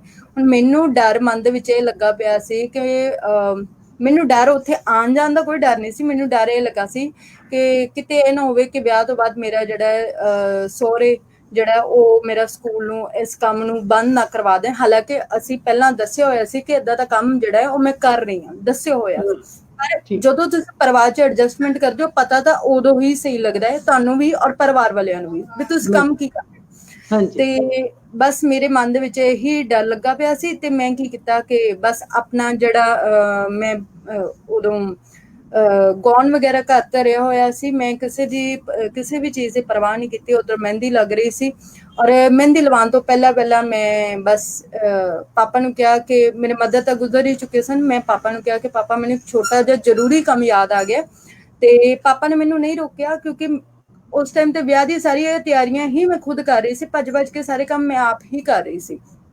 ਬਸ ਇੱਕ ਜਗ੍ਹਾ ਤੋਂ ਫਟਾਫਟ ਸਮਾਨ ਕਲੈਕਟ ਕੀਤਾ ਔਰ ਮੈਨੂੰ ਯਾਦ ਐਡਾ ਵੱਡਾ ਉਹ ਡੱਬਾ ਬਣ ਗਿਆ ਸੀ। ਮੈਂ ਆਪਣੀ ਐਕਟਿਵਾ ਦੇ ਪਿੱਛੇ ਬੰਨ ਕੇ ਜਿਹੜਾ ਉਹਨਾਂ ਨੂੰ ਫਟਾਫਟ ਪਹਿਲਾਂ ਸਮਾਨ ਬਚਾ ਕੇ ਆਈ। ਔਰ ਮੈਨੂੰ ਪੁੱਛੋ ਕਿ ਮੇਰੀ ਉਸ ਟਾਈਮ ਤੇ ਮੇਰੇ ਅੰਦਰੂਨੀ ਖੁਸ਼ੀ ਕੀ ਸੀ, ਮੇਰੇ ਅੰਦਰਲੀ ਖੁਸ਼ੀ ਕੀ ਸੀ ਜਿਹੜੀ ਮੈਂ ਕਿਸੇ ਨੂੰ ਨਹੀਂ ਦੱਸੀ ਔਰ ਨਾ ਹੀ ਮੈਂ ਸ਼ਬਦਾਂ ਦੇ ਵਿੱਚ ਬਿਆਨ ਕਰ ਸਕਦੀ, ਕਿਉਂਕਿ ਜੇ ਪਾਪਾ ਨੂੰ ਦੱਸਦੀ ਡੈਫੀਨਿਟਲੀ ਉਹਨਾਂ ਨੇ ਨਹੀਂ ਸੀ ਜਾਣ ਦੇਣਾ। ਫਿਰ ਮੈਨੂੰ ਯਾਦ ਹੈ ਕਿ ਜਦੋਂ ਮੇਰੀ ਸ਼ਾਦੀ ਹੋ ਗਈ, ਸ਼ਾਦੀ ਤੋਂ 2 ਮਹੀਨੇ ਬਾਅਦ ਮੇਰੇ ਹਸਬੈਂਡ, ਕਿਉਂਕਿ ਮੈਂ ਉਹਨਾਂ ਨੂੰ ਹਰ ਮਹੀਨੇ ਜਿਹੜਾ ਉਹ ਤਨਖਾਹ ਦੇ ਰਹੀ ਸੀ ਔਰ ਉਹ ਜਿਹੜੀ ਜਗ੍ਹਾ ਸੀ ਉਹਦਾ ਅਸੀਂ ਰੈਂਟ ਪੇ ਕਰ ਰਹੇ ਸੀ, ਉਹ ਜਿਹੜਾ ਵਿਹੜਾ ਸੀ ਨਾ ਉਹਦਾ ਰੈਂਟ ਪੇ ਕਰ ਰਹੇ ਸੀ ਕਿਉਂਕਿ ਉਹਨਾਂ ਨੂੰ ਵੀ ਪੈਸੇ ਦੀ ਲੋੜ ਸੀ। ਤੇ ਮੇਰੇ ਹਸਬੈਂਡ ਨਾਲ ਗਏ, ਕਹਿੰਦੇ ਮੈਂ ਦੇਖਣਾ ਹੈ। ਮੈਂ ਕਿਹਾ ਚਲੋ ਦੇਖੋ, ਮੈਨੂੰ ਨਹੀਂ ਪਤਾ ਇਹ ਘਰੋਂ ਮੂਡ ਕੀ ਬਣਾ ਕੇ ਲੈ ਕੇ ਗਏ ਨੇ, ਮੇਰਾ ਸਕੂਲ ਬੰਦ ਕਰਵਾਉਣ ਗਏ ਸਨ, ਮੈਨੂੰ ਨਹੀਂ ਸੀ ਪਤਾ, ਮੈਨੂੰ ਨਹੀਂ ਕੁਝ ਵੀ ਦੱਸਿਆ। ਉੱਥੇ ਜਾ ਕੇ ਇੱਕ ਬੱਚੇ ਦੀ ਕਾਪੀ ਫੜੀ, ਉਹਦੀ ਕਾਪੀ ਦੇ ਉੱਤੇ 17 ਦਾ ਟੇਬਲ ਲਿਖਿਆ ਹੋਇਆ ਸੀ। ਉਹਨੂੰ ਕਹਿੰਦੇ ਚੱਲ 17 ਟੇਬਲ ਸੁਣਾ, ਉਹਨੇ ਸੁਣਾਤਾ। ਦੂਜੇ ਬੱਚੇ ਨੇ ਫੜਿਆ, ਉਹਨੇ 19 ਦਾ ਟੇਬਲ ਲਿਖਿਆ ਹੋਇਆ ਸੀ, ਉਹਨੂੰ ਪੁੱਛ ਲਿਆ। ਇੱਕ ਬੱਚੇ ਨੇ ਫਲਾਂ ਦੇ ਨਾਂ ਸਬਜ਼ੀਆਂ ਨਾਂ ਲਿਖੇ ਸੀ, ਉਹਦੇ ਕੋਲ ਉਹ ਸੁਣੇ।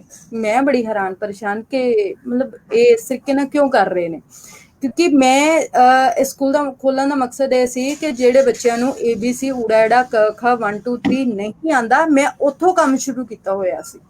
ਇਹ ਜਿਹੜਾ ਸਕੂਲ ਦਾ ਮਕਸਦ ਸੀ ਉਹ ਇੱਥੋਂ ਸ਼ੁਰੂ ਹੋਇਆ ਸੀ ਤੇ ਹੌਲੀ ਹੌਲੀ ਅਸੀਂ ਆਪਣਾ ਸਟੈਪ ਬਾਈ ਸਟੈਪ ਉੱਪਰ ਜਾ ਰਹੇ ਸੀ, ਜਿੰਦੇ ਵਿੱਚ ਆਪਾਂ ਉਹਨਾਂ ਨੂੰ ਐਡੀਸ਼ਨ, ਸਬਟ੍ਰੈਕਸ਼ਨ, ਮਲਟੀਪਲੀਕੇਸ਼ਨ ਸਮ ਸਿਖਾ ਰਹੇ ਸੀ, ਹੋਰ ਬੜੀਆਂ ਚੀਜ਼ਾਂ ਨਵੀਆਂ ਸਿਖਾ ਰਹੇ ਸੀ ਉਹਨਾਂ ਨੂੰ ਡੇ ਬਾਈ ਡੇ।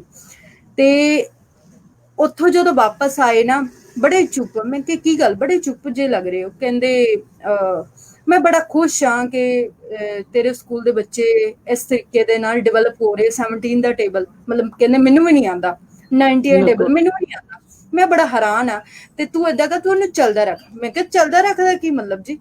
ਕਹਿੰਦੇ ਮੈਂ ਤਾਂ ਬੰਦ ਕਰਾਉਣ ਦੀ ਨੀਅਤ ਨਾਲ ਆਇਆ ਸੀ, ਇਹ ਸੋਚਿਆ ਸੀ ਕਿ ਜਿਹੜਾ ਇਹਨਾਂ ਦੇ ਵੱਡੇ ਭਰਾ ਜੀ ਵੀ ਐਕਚੁਅਲੀ ਜਾਨੀ ਕਿ ਮੇਰੇ ਜੇਠ ਜੀ ਉਹ ਵੀ ਇੱਕ ਸਕੂਲ ਚਲਾ ਰਹੇ, NGO ਚਲਾ ਰਹੇ, ਜਿੰਦੇ ਵਿੱਚ 500 ਵਿਦਿਆਰਥੀਆਂ ਨੂੰ ਫ੍ਰੀ ਸਿੱਖਿਆ ਦਿੱਤੀ ਜਾ ਰਹੀ ਹੈ ਔਰ 500 ਦੇ ਵਿੱਚ 250 ਏਦਾਂ ਦੇ ਬੱਚੇ ਨੇ ਜਿਨ੍ਹਾਂ ਦੇ ਅੱਗੇ ਪਿੱਛੇ ਕੋਈ ਨਹੀਂ। ਉਹ ਬੱਚੇ ਸਾਡੇ ਕੋਲ ਹੀ ਰਹਿੰਦੇ ਨੇ, ਉਹਨਾਂ ਦਾ ਖਾਣ ਪਹਿਨਣ ਦੇਖਣ ਉਹ ਸਾਰਾ ਕੁਝ ਜਿਹੜਾ ਉਹ ਵੱਡੇ ਭਾਜੀ ਹੀ ਦੇਖ ਰਹੇ। ਤੇ ਉਹ ਵੱਡੇ ਭਾਜੀ ਵਾਲਾ ਜਿਹੜਾ ਸਕੂਲ ਸੀ ਉਹ 6ਵੀਂ ਤੋਂ ਸਟਾਰਟ ਹੋ ਰਿਹਾ ਸੀ, ਪਰ ਮੇਰਾ ਕੰਮ ਤਾਂ ਬੇਸਿਕ ਤੋਂ ਸਟਾਰਟ ਹੋ ਰਿਹਾ ਸੀ। ਤੇ ਸੋ ਇਹ ਕਦੇ ਵੀ ਦੋਨੋਂ ਜਿਹੜੀਆਂ ਚੀਜ਼ਾਂ ਸਨ ਇੱਕ ਨਹੀਂ ਸੀ ਹੋ ਸਕਦੀਆਂ। ਔਰ ਮੇਰੇ ਹਸਬੈਂਡ ਇਸ ਗੱਲ ਤੋਂ ਖੁਸ਼ ਸਨ ਕਿ ਤੇਰੇ ਬੱਚੇ 17 ਟੇਬਲ ਸੁਣਾ ਪਾ ਰਹੇ, 19 ਟੇਬਲ ਸੁਣਾ ਪਾ ਰਹੇ। ਔਰ ਇਸ ਜਿਹੜਾ ਕਿ ਵੱਡੇ ਭਾਜੀ ਵਾਲੇ ਜਿਹੜੇ ਬੱਚੇ ਸਨ, ਕਿਉਂਕਿ ਉਹ ਬਹੁਤ ਵੱਡੇ ਹੋ ਚੁੱਕੇ ਹਨ, 6ਵੀਂ ਦਾ ਬੱਚਾ ਬਹੁਤ ਸਮਝਦਾਰ ਹੋ ਜਾਂਦਾ ਹੈ। ਜੇ ਉਹਦੇ ਵਿੱਚ ਸ਼ੁਰੂ ਤੋਂ ਪੜ੍ਹਾਈ ਦੇ ਲਈ ਲਗਨ ਨਹੀਂ ਹੈ ਨਾ ਤਾਂ ਉਹ ਨਹੀਂ ਹੋ ਸਕਦੀ। ਉਹਨੂੰ ਟਾਈਮ ਲੱਗੇਗਾ, ਉਹਦਾ ਇੰਟਰਸਟ ਬਣਾਉਣਾ ਪਏਗਾ, ਕ੍ਰੀਏਟ ਕਰਨਾ ਪਏਗਾ, ਠੀਕ ਹੈ। ਤੇ ਉਹਨਾਂ ਬੱਚਿਆਂ ਦੇ ਵਿੱਚ ਉਹ ਜਿਹੜੀ ਗੱਲ ਨਹੀਂ ਸੀ, ਉਹਨਾਂ ਨੂੰ, ਮੇਰੇ ਹਸਬੈਂਡ ਨੂੰ ਨਜ਼ਰ ਆ ਰਹੀ ਸੀ, ਜਿਹੜੀ ਉਹਨਾਂ ਨੂੰ ਮੇਰੇ ਬੱਚਿਆਂ ਦੇ ਵਿੱਚ ਨਜ਼ਰ ਆਈ, ਔਰ ਉਹਨਾਂ ਨੇ ਕਿਹਾ ਕਿ ਇਹਨੂੰ ਕੰਟੀਨਿਊ ਰੱਖ, ਔਰ ਜਿੱਥੋਂ ਤੱਕ ਮੈਂ ਸਪੋਰਟ ਕਰ ਸਕਦਾ ਹੋਵਾਂਗੀ, ਮੇਰੀ ਸਪੋਰਟ ਦਾ ਸਵਾਲ ਹੈ, ਮੈਂ ਨਾਲ ਖੜਾ।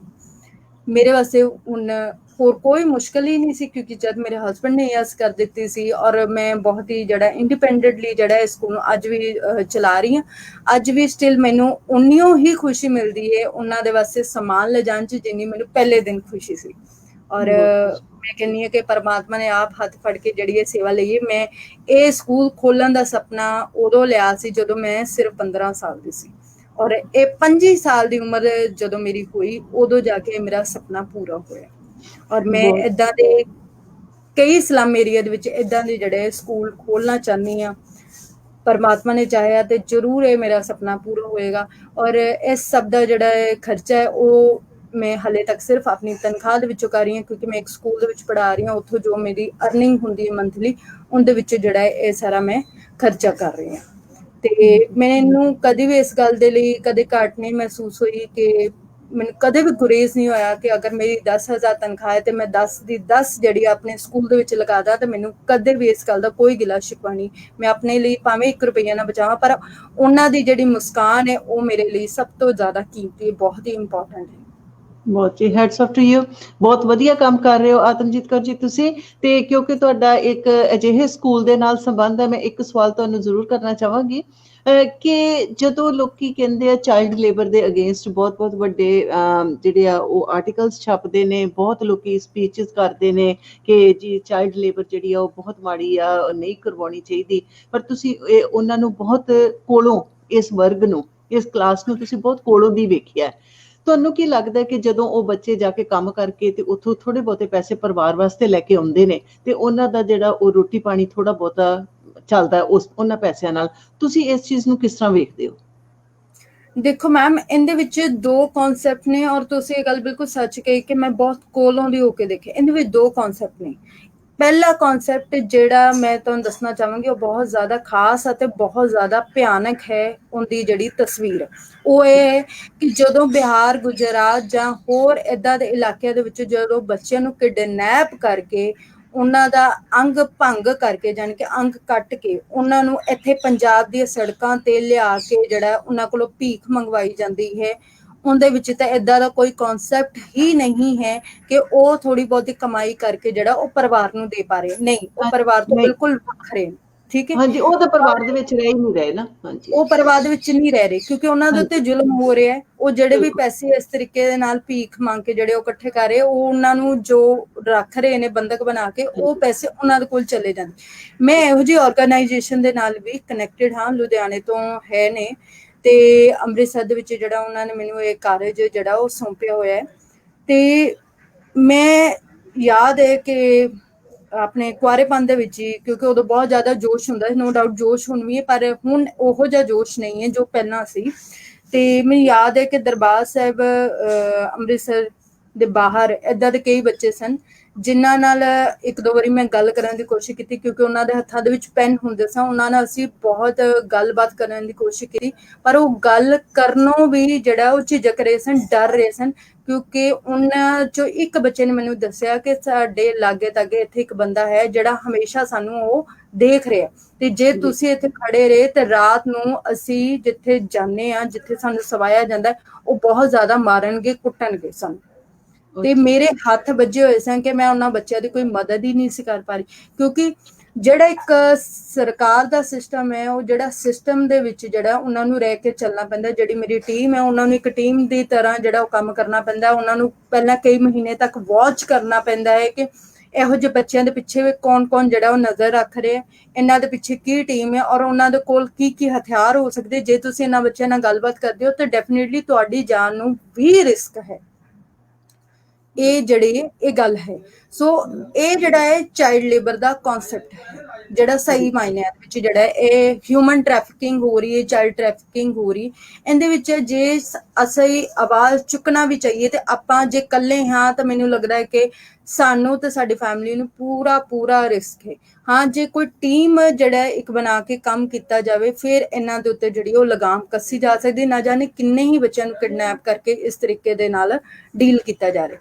ਦੂਸਰਾ ਕਨਸੈਪਟ ਜਿਹੜਾ ਜਿਸ ਕਨਸੈਪਟ ਦੇ ਵਿੱਚ ਮੈਂ ਕੰਮ ਕਰ ਰਹੀ ਹਾਂ, ਉਹ ਇਹ ਕਿ ਉਹ ਪੂਰਾ ਦਾ ਪੂਰਾ ਪਰਿਵਾਰ ਉਜੜ ਕੇ ਜਿਹੜਾ ਉਹ ਇੱਥੇ ਆਇਆ ਹੋਇਆ, ਔਰ ਉਹਨਾਂ ਨੂੰ ਇਸ ਚੀਜ਼ ਦੀ ਮੁਸ਼ਕਲ ਆ ਰਹੀ ਹੈ। ਉਹ ਪੜ੍ਹਾਈ ਦੇ ਬਾਰੇ ਤਾਂ ਤਦ ਸੋਚਣਗੇ ਨਾ ਜੇ ਉਹਨਾਂ ਦਾ ਪੇਟ ਭਰਿਆ ਹੋਏਗਾ। ਜੇ ਉਹਨਾਂ ਦਾ ਪੇਟ ਹੀ ਖਾਲੀ ਹੈ ਤੇ ਫਿਰ ਉਹ ਪੜ੍ਹਾਈ ਬਾਰੇ ਕਿੱਥੋਂ ਸੋਚ ਸਕਦੇ। ਵਰਨਾ ਮੈਂ ਇਹ ਗੱਲ ਗਰੰਟੀ ਦੇ ਨਾਲ ਕਹਿ ਸਕਦੀ ਹਾਂ, ਇਹ ਗੱਲ ਤਜਰਬੇ ਨਾਲ ਕਹਿ ਸਕਦੇ ਹਾਂ ਕਿ ਕੋਈ ਵੀ ਮਾਪਿਓ ਨਹੀਂ ਚਾਹੁੰਦਾ ਕਿ ਜਿਸ ਤਰੀਕੇ ਨਾਲ ਉਹ ਅਨਪੜ੍ਹ ਰਹਿ ਗਿਆ ਉਹਦਾ ਬੱਚਾ ਵੀ ਅਨਪੜ੍ਹ ਰਹਿ ਜਾਏ।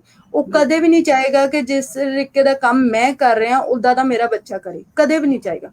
ਪਰ ਜੇ ਇਸ ਕਨਸੈਪਟ ਨੂੰ ਦੇਖਿਆ ਜਾਏ ਕਿ ਉਹਨਾਂ ਦੇ ਬੱਚੇ ਅਗਰ ਉਹਨਾਂ ਦੇ ਨਾਲ ਜਾਣੀ ਕਿ ਮਾਪਿਓ ਦੇ ਨਾਲ ਹੱਥ ਵਟਾ ਰਹੇ ਨੇ, ਤੇ ਹੱਥ ਵਟਾਣਾ ਗਲਤ ਨਹੀਂ ਹੈ, ਕਿਉਂਕਿ ਅਗਰ ਇੱਕ ਬੰਦੇ ਦੀ ਰੋਟੀ ਦਾ ਉਹਨਾਂ ਨੂੰ ਜਿਹੜਾ ਇੱਕ ਦਿਨ ਦਾ ਇੱਕ ਟਾਈਮ ਦਾ ਅਗਰ ਸਿਰਫ 150 ਰੁਪਈਆ ਹੀ ਬਣਦਾ ਹੈ, ਤੇ ਜਿਸ ਹਿਸਾਬ ਨਾਲ ਮਹਿੰਗਾਈ ਜਾ ਰਹੀ ਹੈ, ਤੇ ਫਿਰ ਮੈਨੂੰ ਨਹੀਂ ਲੱਗਦਾ ਕਿ ਅਗਰ ਬੱਚੇ ਉਹਨਾਂ ਦੇ ਜਿਹੜਾ ਹੱਥ ਵਟਾ ਰਹੇ, ਤੇ ਗੱਲ ਰਹੇਗੀ ਉਹਨਾਂ ਨੂੰ ਪੜ੍ਹਾਉਣ ਦੀ, ਤੇ ਅਸੀਂ ਸਾਰੇ ਜਿਹੜਾ ਛੋਟਾ ਐਫਰਟ ਚੁੱਕ ਕੇ ਜਿਹੜਾ ਉਹਨਾਂ ਨੂੰ ਇਸ ਤਰੀਕੇ ਨਾਲ ਪੜ੍ਹਾਉਣਾ ਸ਼ੁਰੂ ਕਰ ਦਈਏ। ਕਿਉਂਕਿ ਮੈਂ ਇਹੋ ਜਿਹੀਆਂ ਕਿੰਨੀਆਂ ਸਾਰੀਆਂ ਐਗਜ਼ਾਮਪਲਸ ਦੇਖ ਚੁੱਕੀ ਹਾਂ, ਕਈ ਲੋਕਾਂ ਦਾ ਇਹੋ ਜਿਹਾ ਪੈਸ਼ਨ ਦੇਖ ਚੁੱਕੀ ਹਾਂ।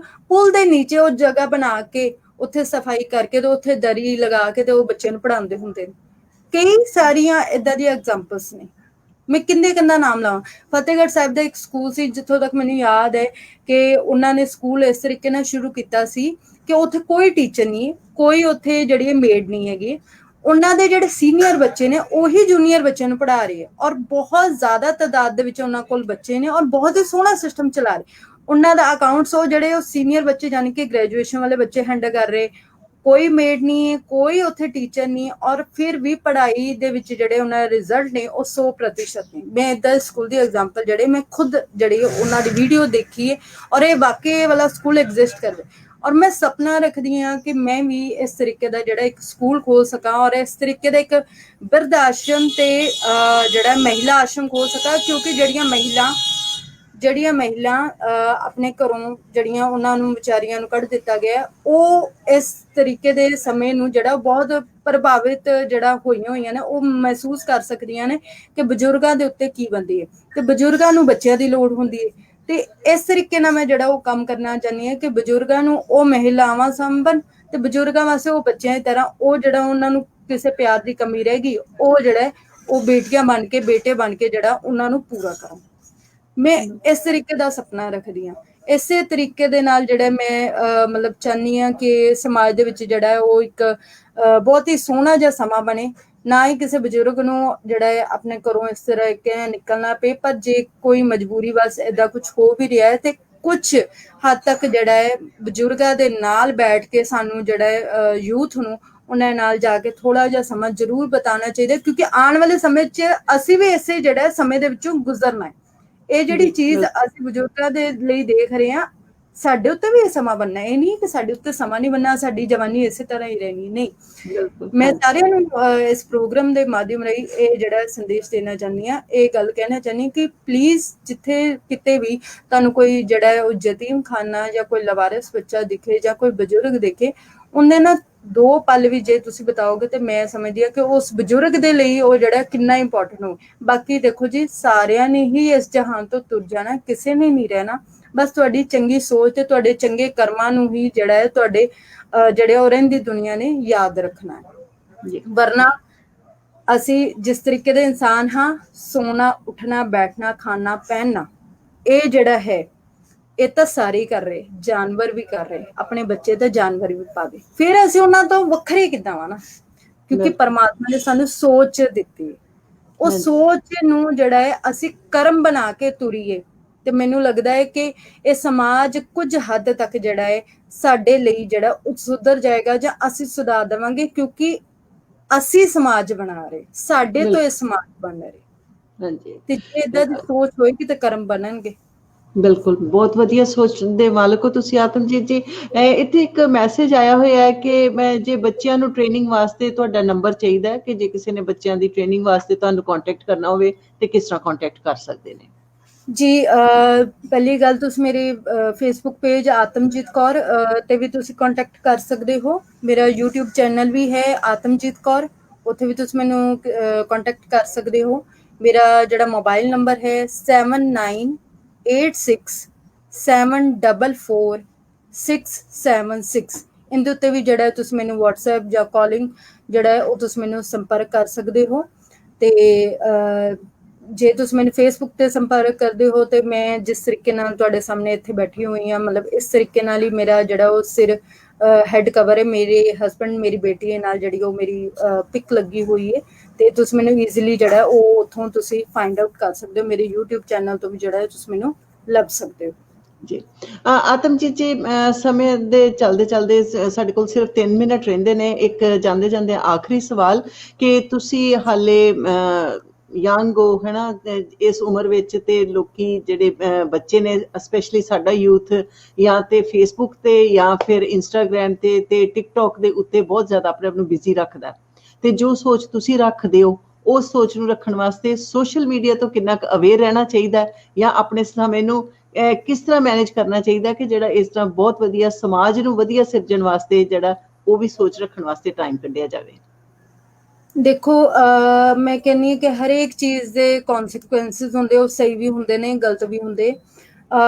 ਕੋਈ ਸਮਾਂ ਸੀ ਮੈਂ ਵੀ ਬਹੁਤ ਜ਼ਿਆਦਾ ਜਿਹੜਾ ਫੇਸਬੁੱਕ ਤੇ ਸਮਾਂ ਬਿਤਾ ਰਹੀ ਸੀ, ਕਿ ਜਿਸ ਤਰੀਕੇ ਨਾਲ ਮੈਂ ਦੱਸਿਆ ਕਿ ਮੈਂ ਕਵਿਤਾ ਨੂੰ ਪ੍ਰੋਫੈਸ਼ਨ ਨਹੀਂ ਬਣਾਇਆ ਜਾਂ ਮੈਂ ਲੋਕਾਂ ਦਾ ਮਿਲਣਾ ਜੁਲਣਾ ਸੀ, ਉਹ ਮੈਂ ਮੈਕਸੀਮਮ ਜਿਹੜਾ ਫੇਸਬੁੱਕ ਤੋਂ ਹੀ ਲੋਕਾਂ ਨੂੰ ਜਾਣਿਆ, ਸਮਝਿਆ, ਤੇ ਮੈਨੂੰ ਇਸ ਤਰੀਕੇ ਦੇ ਬਾਰੇ ਜਿਹੜਾ ਉਹ ਪਤਾ ਲੱਗਾ ਵੀ ਕਿਸ ਤਰੀਕੇ ਦੇ ਲੋਕ ਸਮਾਜ 'ਚ ਸੋਚ ਰੱਖਦੇ ਨੇ। ਅੱਛੀ ਸੋਚ ਰੱਖਣ ਵਾਲੇ ਵੀ ਲੋਕ ਮਿਲੇ, ਮਾੜੀ ਸੋਚ ਰੱਖਣ ਵਾਲੇ ਵੀ ਲੋਕ ਮਿਲੇ।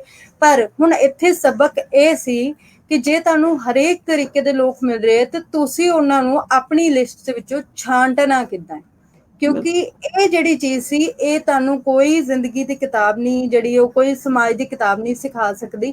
ਕੋਈ ਤੁਸੀਂ BA MA ਦੀ ਕਿਤਾਬ ਤੁਸੀਂ ਚੱਕ ਕੇ ਦੇਖ ਲਓ, ਇਹ ਚੀਜ਼ ਦਾ ਤਜਰਬਾ ਤੁਹਾਨੂੰ ਨਾ ਤੇ ਤੁਹਾਡੇ ਮਾਪਿਓ ਦੇ ਸਕਦੇ, ਨਾ ਹੀ ਤੁਹਾਨੂੰ ਕਿਤਾਬ ਦੇ ਸਕਦੀ। ਇਹ ਤੁਹਾਨੂੰ ਆਪ ਹੀ ਜਿਹੜਾ ਹੈ ਐਨਾਲਾਈਜ਼ ਕਰਨਾ ਪਏਗਾ ਕਿ ਜਿਹੜਾ ਸਾਹਮਣੇ ਵਾਲੇ ਸੋਚ ਵਾਲਾ ਬੰਦਾ ਹੈ, ਅਸੀਂ ਉਹਦੀ ਸੋਚ ਨੂੰ ਅਪਣਾਉਣਾ ਹੈ ਜਾਂ ਨਹੀਂ। ਸੋ ਮੈਂ ਵੀ ਬਹੁਤ ਜ਼ਿਆਦਾ ਸਮਾਂ ਜਿਹੜਾ ਉਹ ਫੇਸਬੁੱਕ ਤੇ ਬਿਤਾ ਰਹੀ ਸੀ, ਕਿਉਂਕਿ ਅਚਾਨਕ ਮੇਰੇ ਮਦਰ ਦੀ ਡੈਥ ਹੋ ਗਈ ਸੀ। ਮੈਂ ਪੂਰੇ ਘਰ ਦੇ ਵਿੱਚ ਇਕੱਲੀ ਰਹਿੰਦੀ ਸੀ ਔਰ ਬਹੁਤ ਜ਼ਿਆਦਾ ਜਿਹੜਾ ਫੇਸਬੁੱਕ ਦਾ ਇਸਤੇਮਾਲ ਹੋ ਰਿਹਾ ਸੀ। ਹੌਲੀ ਹੌਲੀ ਮੈਨੂੰ ਜਿਹੜੇ ਇਸ ਚੀਜ਼ ਦੇ ਵਿੱਚ ਸਮਝ ਲੱਗਣੀ ਸ਼ੁਰੂ ਹੋਈ ਕਿ ਇਹ ਰਸਤਾ ਗਲਤ ਹੈ, ਇਹ ਰਸਤਾ ਸਹੀ ਹੈ, ਮੈਂ ਇਹਨੂੰ ਕੰਟੀਨਿਊ ਕਰਨਾ, ਇਹਨੂੰ ਛੱਡਣਾ ਹੈ।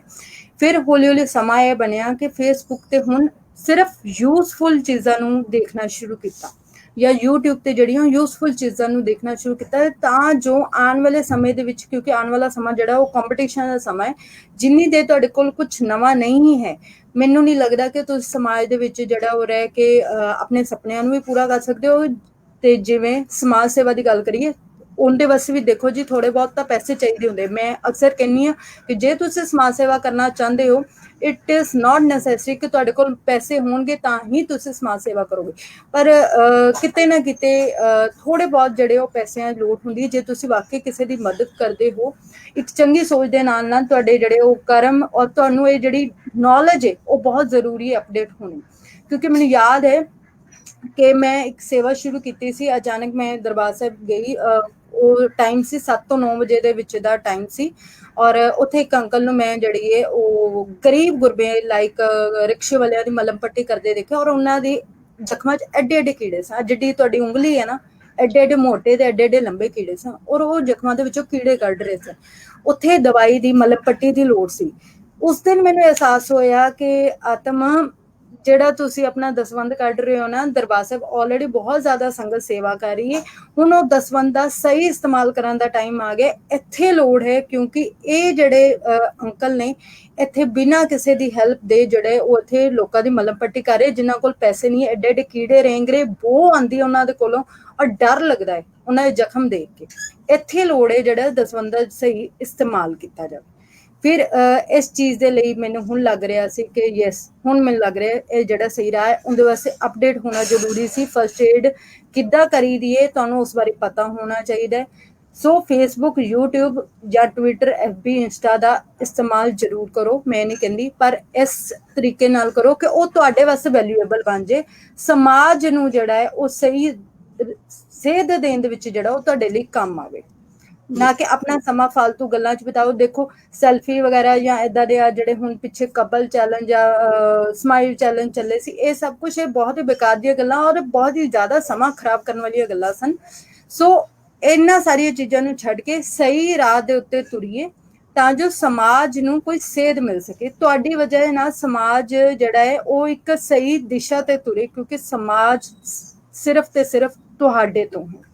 ਬਿਲਕੁਲ ਆਤਮਜੀਤ ਜੀ, ਮੈਂ ਬਹੁਤ ਵਧੀਆ ਤੁਸੀਂ ਕੰਮ ਕਰ ਰਹੇ ਹੋ। ਮੇਰੇ ਕੋਲ ਵਰਡਸ ਨਹੀਂ ਆ ਕਿ ਮੈਂ ਤੁਹਾਡੇ ਪ੍ਰੇਜ਼ ਦੇ ਵਿੱਚ ਕੀ ਕਹਾਂ, ਤੇ ਪਰਮਾਤਮਾ ਕਰੇ ਕਿ ਤੁਹਾਨੂੰ ਹੋਰ ਬਹੁਤ ਜ਼ਿਆਦਾ ਹਿੰਮਤ ਬਖਸ਼ੇ ਤਾਂ ਕਿ ਤੁਸੀਂ ਇਸ ਤਰ੍ਹਾਂ ਦੇ ਕੰਮ ਕਰੋ ਔਰ ਤੁਹਾਡੇ ਵੱਲੇ ਵੇਖ ਕੇ ਤੁਸੀਂ ਲੋਕਾਂ ਦੀ ਪ੍ਰੇਰਨਾ ਬਣੋ, ਤਾਂ ਕਿ ਜੋ ਤੁਹਾਡਾ ਸੁਪਨਾ ਹੈ ਉਹ ਤੁਸੀਂ ਇਕੱਲੇ ਨਹੀਂ, ਤੁਹਾਡੇ ਨਾਲ ਹੋਰ ਲੋਕੀ ਵੀ ਜੁੜਨ ਤੇ ਉਹ ਸੁਪਨੇ ਜਿੰਨੇ ਵੀ ਤੁਸੀਂ ਵੇਖ ਰਹੇ ਹੋ ਉਹ ਸਾਕਾਰ ਹੋਣ। ਤੇ ਤੁਹਾਡੇ ਨਾਲ ਸਮੇਂ-ਸਮੇਂ ਤੇ ਗੱਲਬਾਤ ਕਰਦੇ ਰਵਾਂਗੇ। ਹੁਣ ਸਮਾਂ ਇਜਾਜ਼ਤ ਨਹੀਂ ਦਿੰਦਾ, ਹੁਣ ਮੈਂ ਤੁਹਾਡੇ ਕੋਲੋਂ ਇਜਾਜ਼ਤ ਚਾਹਾਂਗੀ। ਬਹੁਤ ਬਹੁਤ ਧੰਨਵਾਦ। ਬਹੁਤ ਬਹੁਤ ਧੰਨਵਾਦ। ਹਾਂਜੀ, ਸੋ ਇਹ ਸਨ ਜੀ ਆਤਮਜੀਤ ਕੌਰ ਆਤਮ, ਜਿਨ੍ਹਾਂ ਨੂੰ ਅਸੀਂ ਇਨਵਾਈਟ ਤੇ ਇਸ ਕਰਕੇ ਕੀਤਾ ਸੀ ਕਿ ਉਹਨਾਂ ਨੇ ਜਿਹੜੀਆਂ 551 ਕਵਿਤਾਵਾਂ ਲਿਖੀਆਂ ਸੀ, ਬਟ ਵਿੱਚੋਂ ਹੋਰ ਵੇਖੋ ਕਿੰਨਾ ਕੁਛ ਨਿਕਲਿਆ। ਇਨਸਾਨ ਦੀ ਉਮਰ ਜਿਹੜੀ ਆ ਉਹ ਮੈਟਰ ਨਹੀਂ ਕਰਦੀ, ਕੰਮ ਤੁਸੀਂ ਬਚਪਨ ਤੋਂ ਵੀ ਜਿਹੜੇ ਆ ਇਹ ਸਮਾਜ ਸੇਵਾ ਵਾਲੇ ਕਰ ਸਕਦੇ ਹੋ। ਕਈ ਵਾਰੀ ਇਸ ਤਰ੍ਹਾਂ ਹੁੰਦਾ ਪਰਿਵਾਰਾਂ ਦੇ ਵਿੱਚ ਕੋਈ ਬੱਚਾ ਸਮਾਜ ਸੇਵਾ ਕਰਨਾ ਚਾਹੁੰਦਾ ਤੇ ਜਿਹੜੇ ਵੱਡੇ ਹੁੰਦੇ ਆ ਨਾ ਉਹ ਕਹਿ ਦਿੰਦੇ ਆ ਰਹਿੰਦੇ ਰਹਿੰਦੇ ਹਾਲੀ ਤੇਰੀ ਇਹ ਉਮਰ ਨਹੀਂ ਆ। ਜਦੋਂ ਫਿਰ ਉਮਰ ਵੱਡੀ ਹੋ ਜਾਂਦੀ ਹੈ ਫਿਰ ਬੱਚੇ ਕਹਿਣਾ ਸ਼ੁਰੂ ਕਰ ਦਿੰਦੇ ਆ ਰਹਿਣ ਦੋ ਹੁਣ ਤੁਸੀਂ ਘਰ ਬੈਠੋ, ਹੁਣ ਤੁਹਾਡੀ ਉਮਰ ਨਹੀਂ ਆ। ਸੋ ਸੇਵਾ ਕਰਨ ਦੀ ਜਿਹੜੀ ਆ ਜਾਂ ਸਮਾਜ ਦਾ ਭਲਾ ਕਰਨ ਵਾਸਤੇ ਕੋਈ ਵੀ ਉਮਰ ਜਿਹੜੀ ਆ ਉਹ ਮਿਥੀ ਹੋਈ ਨਹੀਂ ਹੁੰਦੀ। ਕਹਿੰਦੇ ਹੁੰਦੇ ਦੇਰ ਆਏ ਦਰੁਸਤ ਆਏ, ਜਦੋਂ ਵੀ ਤੁਹਾਡਾ ਟਾਈਮ ਲੱਗੇ ਜ਼ਰੂਰ ਚੰਗੀ ਸੋਚ ਜਿਹੜੀ ਆ ਉਹਦੇ ਤੇ ਕੰਮ ਕਰਨਾ ਉਦੋਂ ਹੀ ਸ਼ੁਰੂ ਕਰ ਦੇਣਾ ਚਾਹੀਦਾ। ਤੁਸੀਂ ਸਾਰਿਆਂ ਨੇ ਮੈਨੂੰ ਅੱਜ ਸਾਥ ਦਿੱਤਾ ਮੇਰੇ ਇਸ ਪ੍ਰੋਗਰਾਮ ਦੇ ਵਿੱਚ ਔਰ ਅੱਛੇ ਅੱਛੇ ਕਮੈਂਟਸ ਕੀਤੇ ਆਤਮਜੀਤ ਦੇ ਵਾਸਤੇ ਵੀ, ਤੇ ਅਸੀਂ ਤੁਹਾਡੇ ਇਹਨਾਂ ਕਮੈਂਟਸ ਦਾ ਜਵਾਬ ਵੀ ਜ਼ਰੂਰ ਦੇਵਾਂਗੇ। ਪ੍ਰੋਗਰਾਮ ਨੂੰ ਜੇ ਤੁਸੀਂ ਫੇਸਬੁੱਕ ਤੇ ਵੇਖ ਰਹੇ ਹੋ ਤੇ ਜਿਹੜਾ ਸਾਡਾ ਫੇਸਬੁੱਕ ਪੇਜ ਆ ਰੇਡੀਓ ਸਾਂਝੀ ਆਵਾਜ਼ ਮੈਲਬਰਨ, ਉਹਨੂੰ ਲਾਈਕ ਕਰ ਲਓ, ਤੇ ਜੇ YouTube ਤੋਂ ਵੇਖ ਰਹੇ ਹੋ ਤੇ ਰੇਡੀਓ ਸਾਂਝੀ ਆਵਾਜ਼ YouTube ਚੈਨਲ ਨੂੰ ਵੀ ਤੁਸੀਂ ਜ਼ਰੂਰ ਸਬਸਕ੍ਰਾਈਬ ਕਰ ਲਓ। ਇਸ ਵੀਡੀਓ ਨੂੰ ਲਾਈਕ ਕਰਕੇ ਸ਼ੇਅਰ ਜ਼ਰੂਰ ਕਰ ਦੇਣਾ। ਤੇ ਹੁਣ ਤੁਸੀਂ ਮੈਨੂੰ ਦਿਓ ਇਜਾਜ਼ਤ, ਤੁਸੀਂ ਸੁਣਦੇ ਰਹੋ ਸਾਂਝੀ ਆਵਾਜ਼ ਰੇਡੀਓ, ਆਵਾਜ਼ ਦਿਲਾਂ ਦੀ।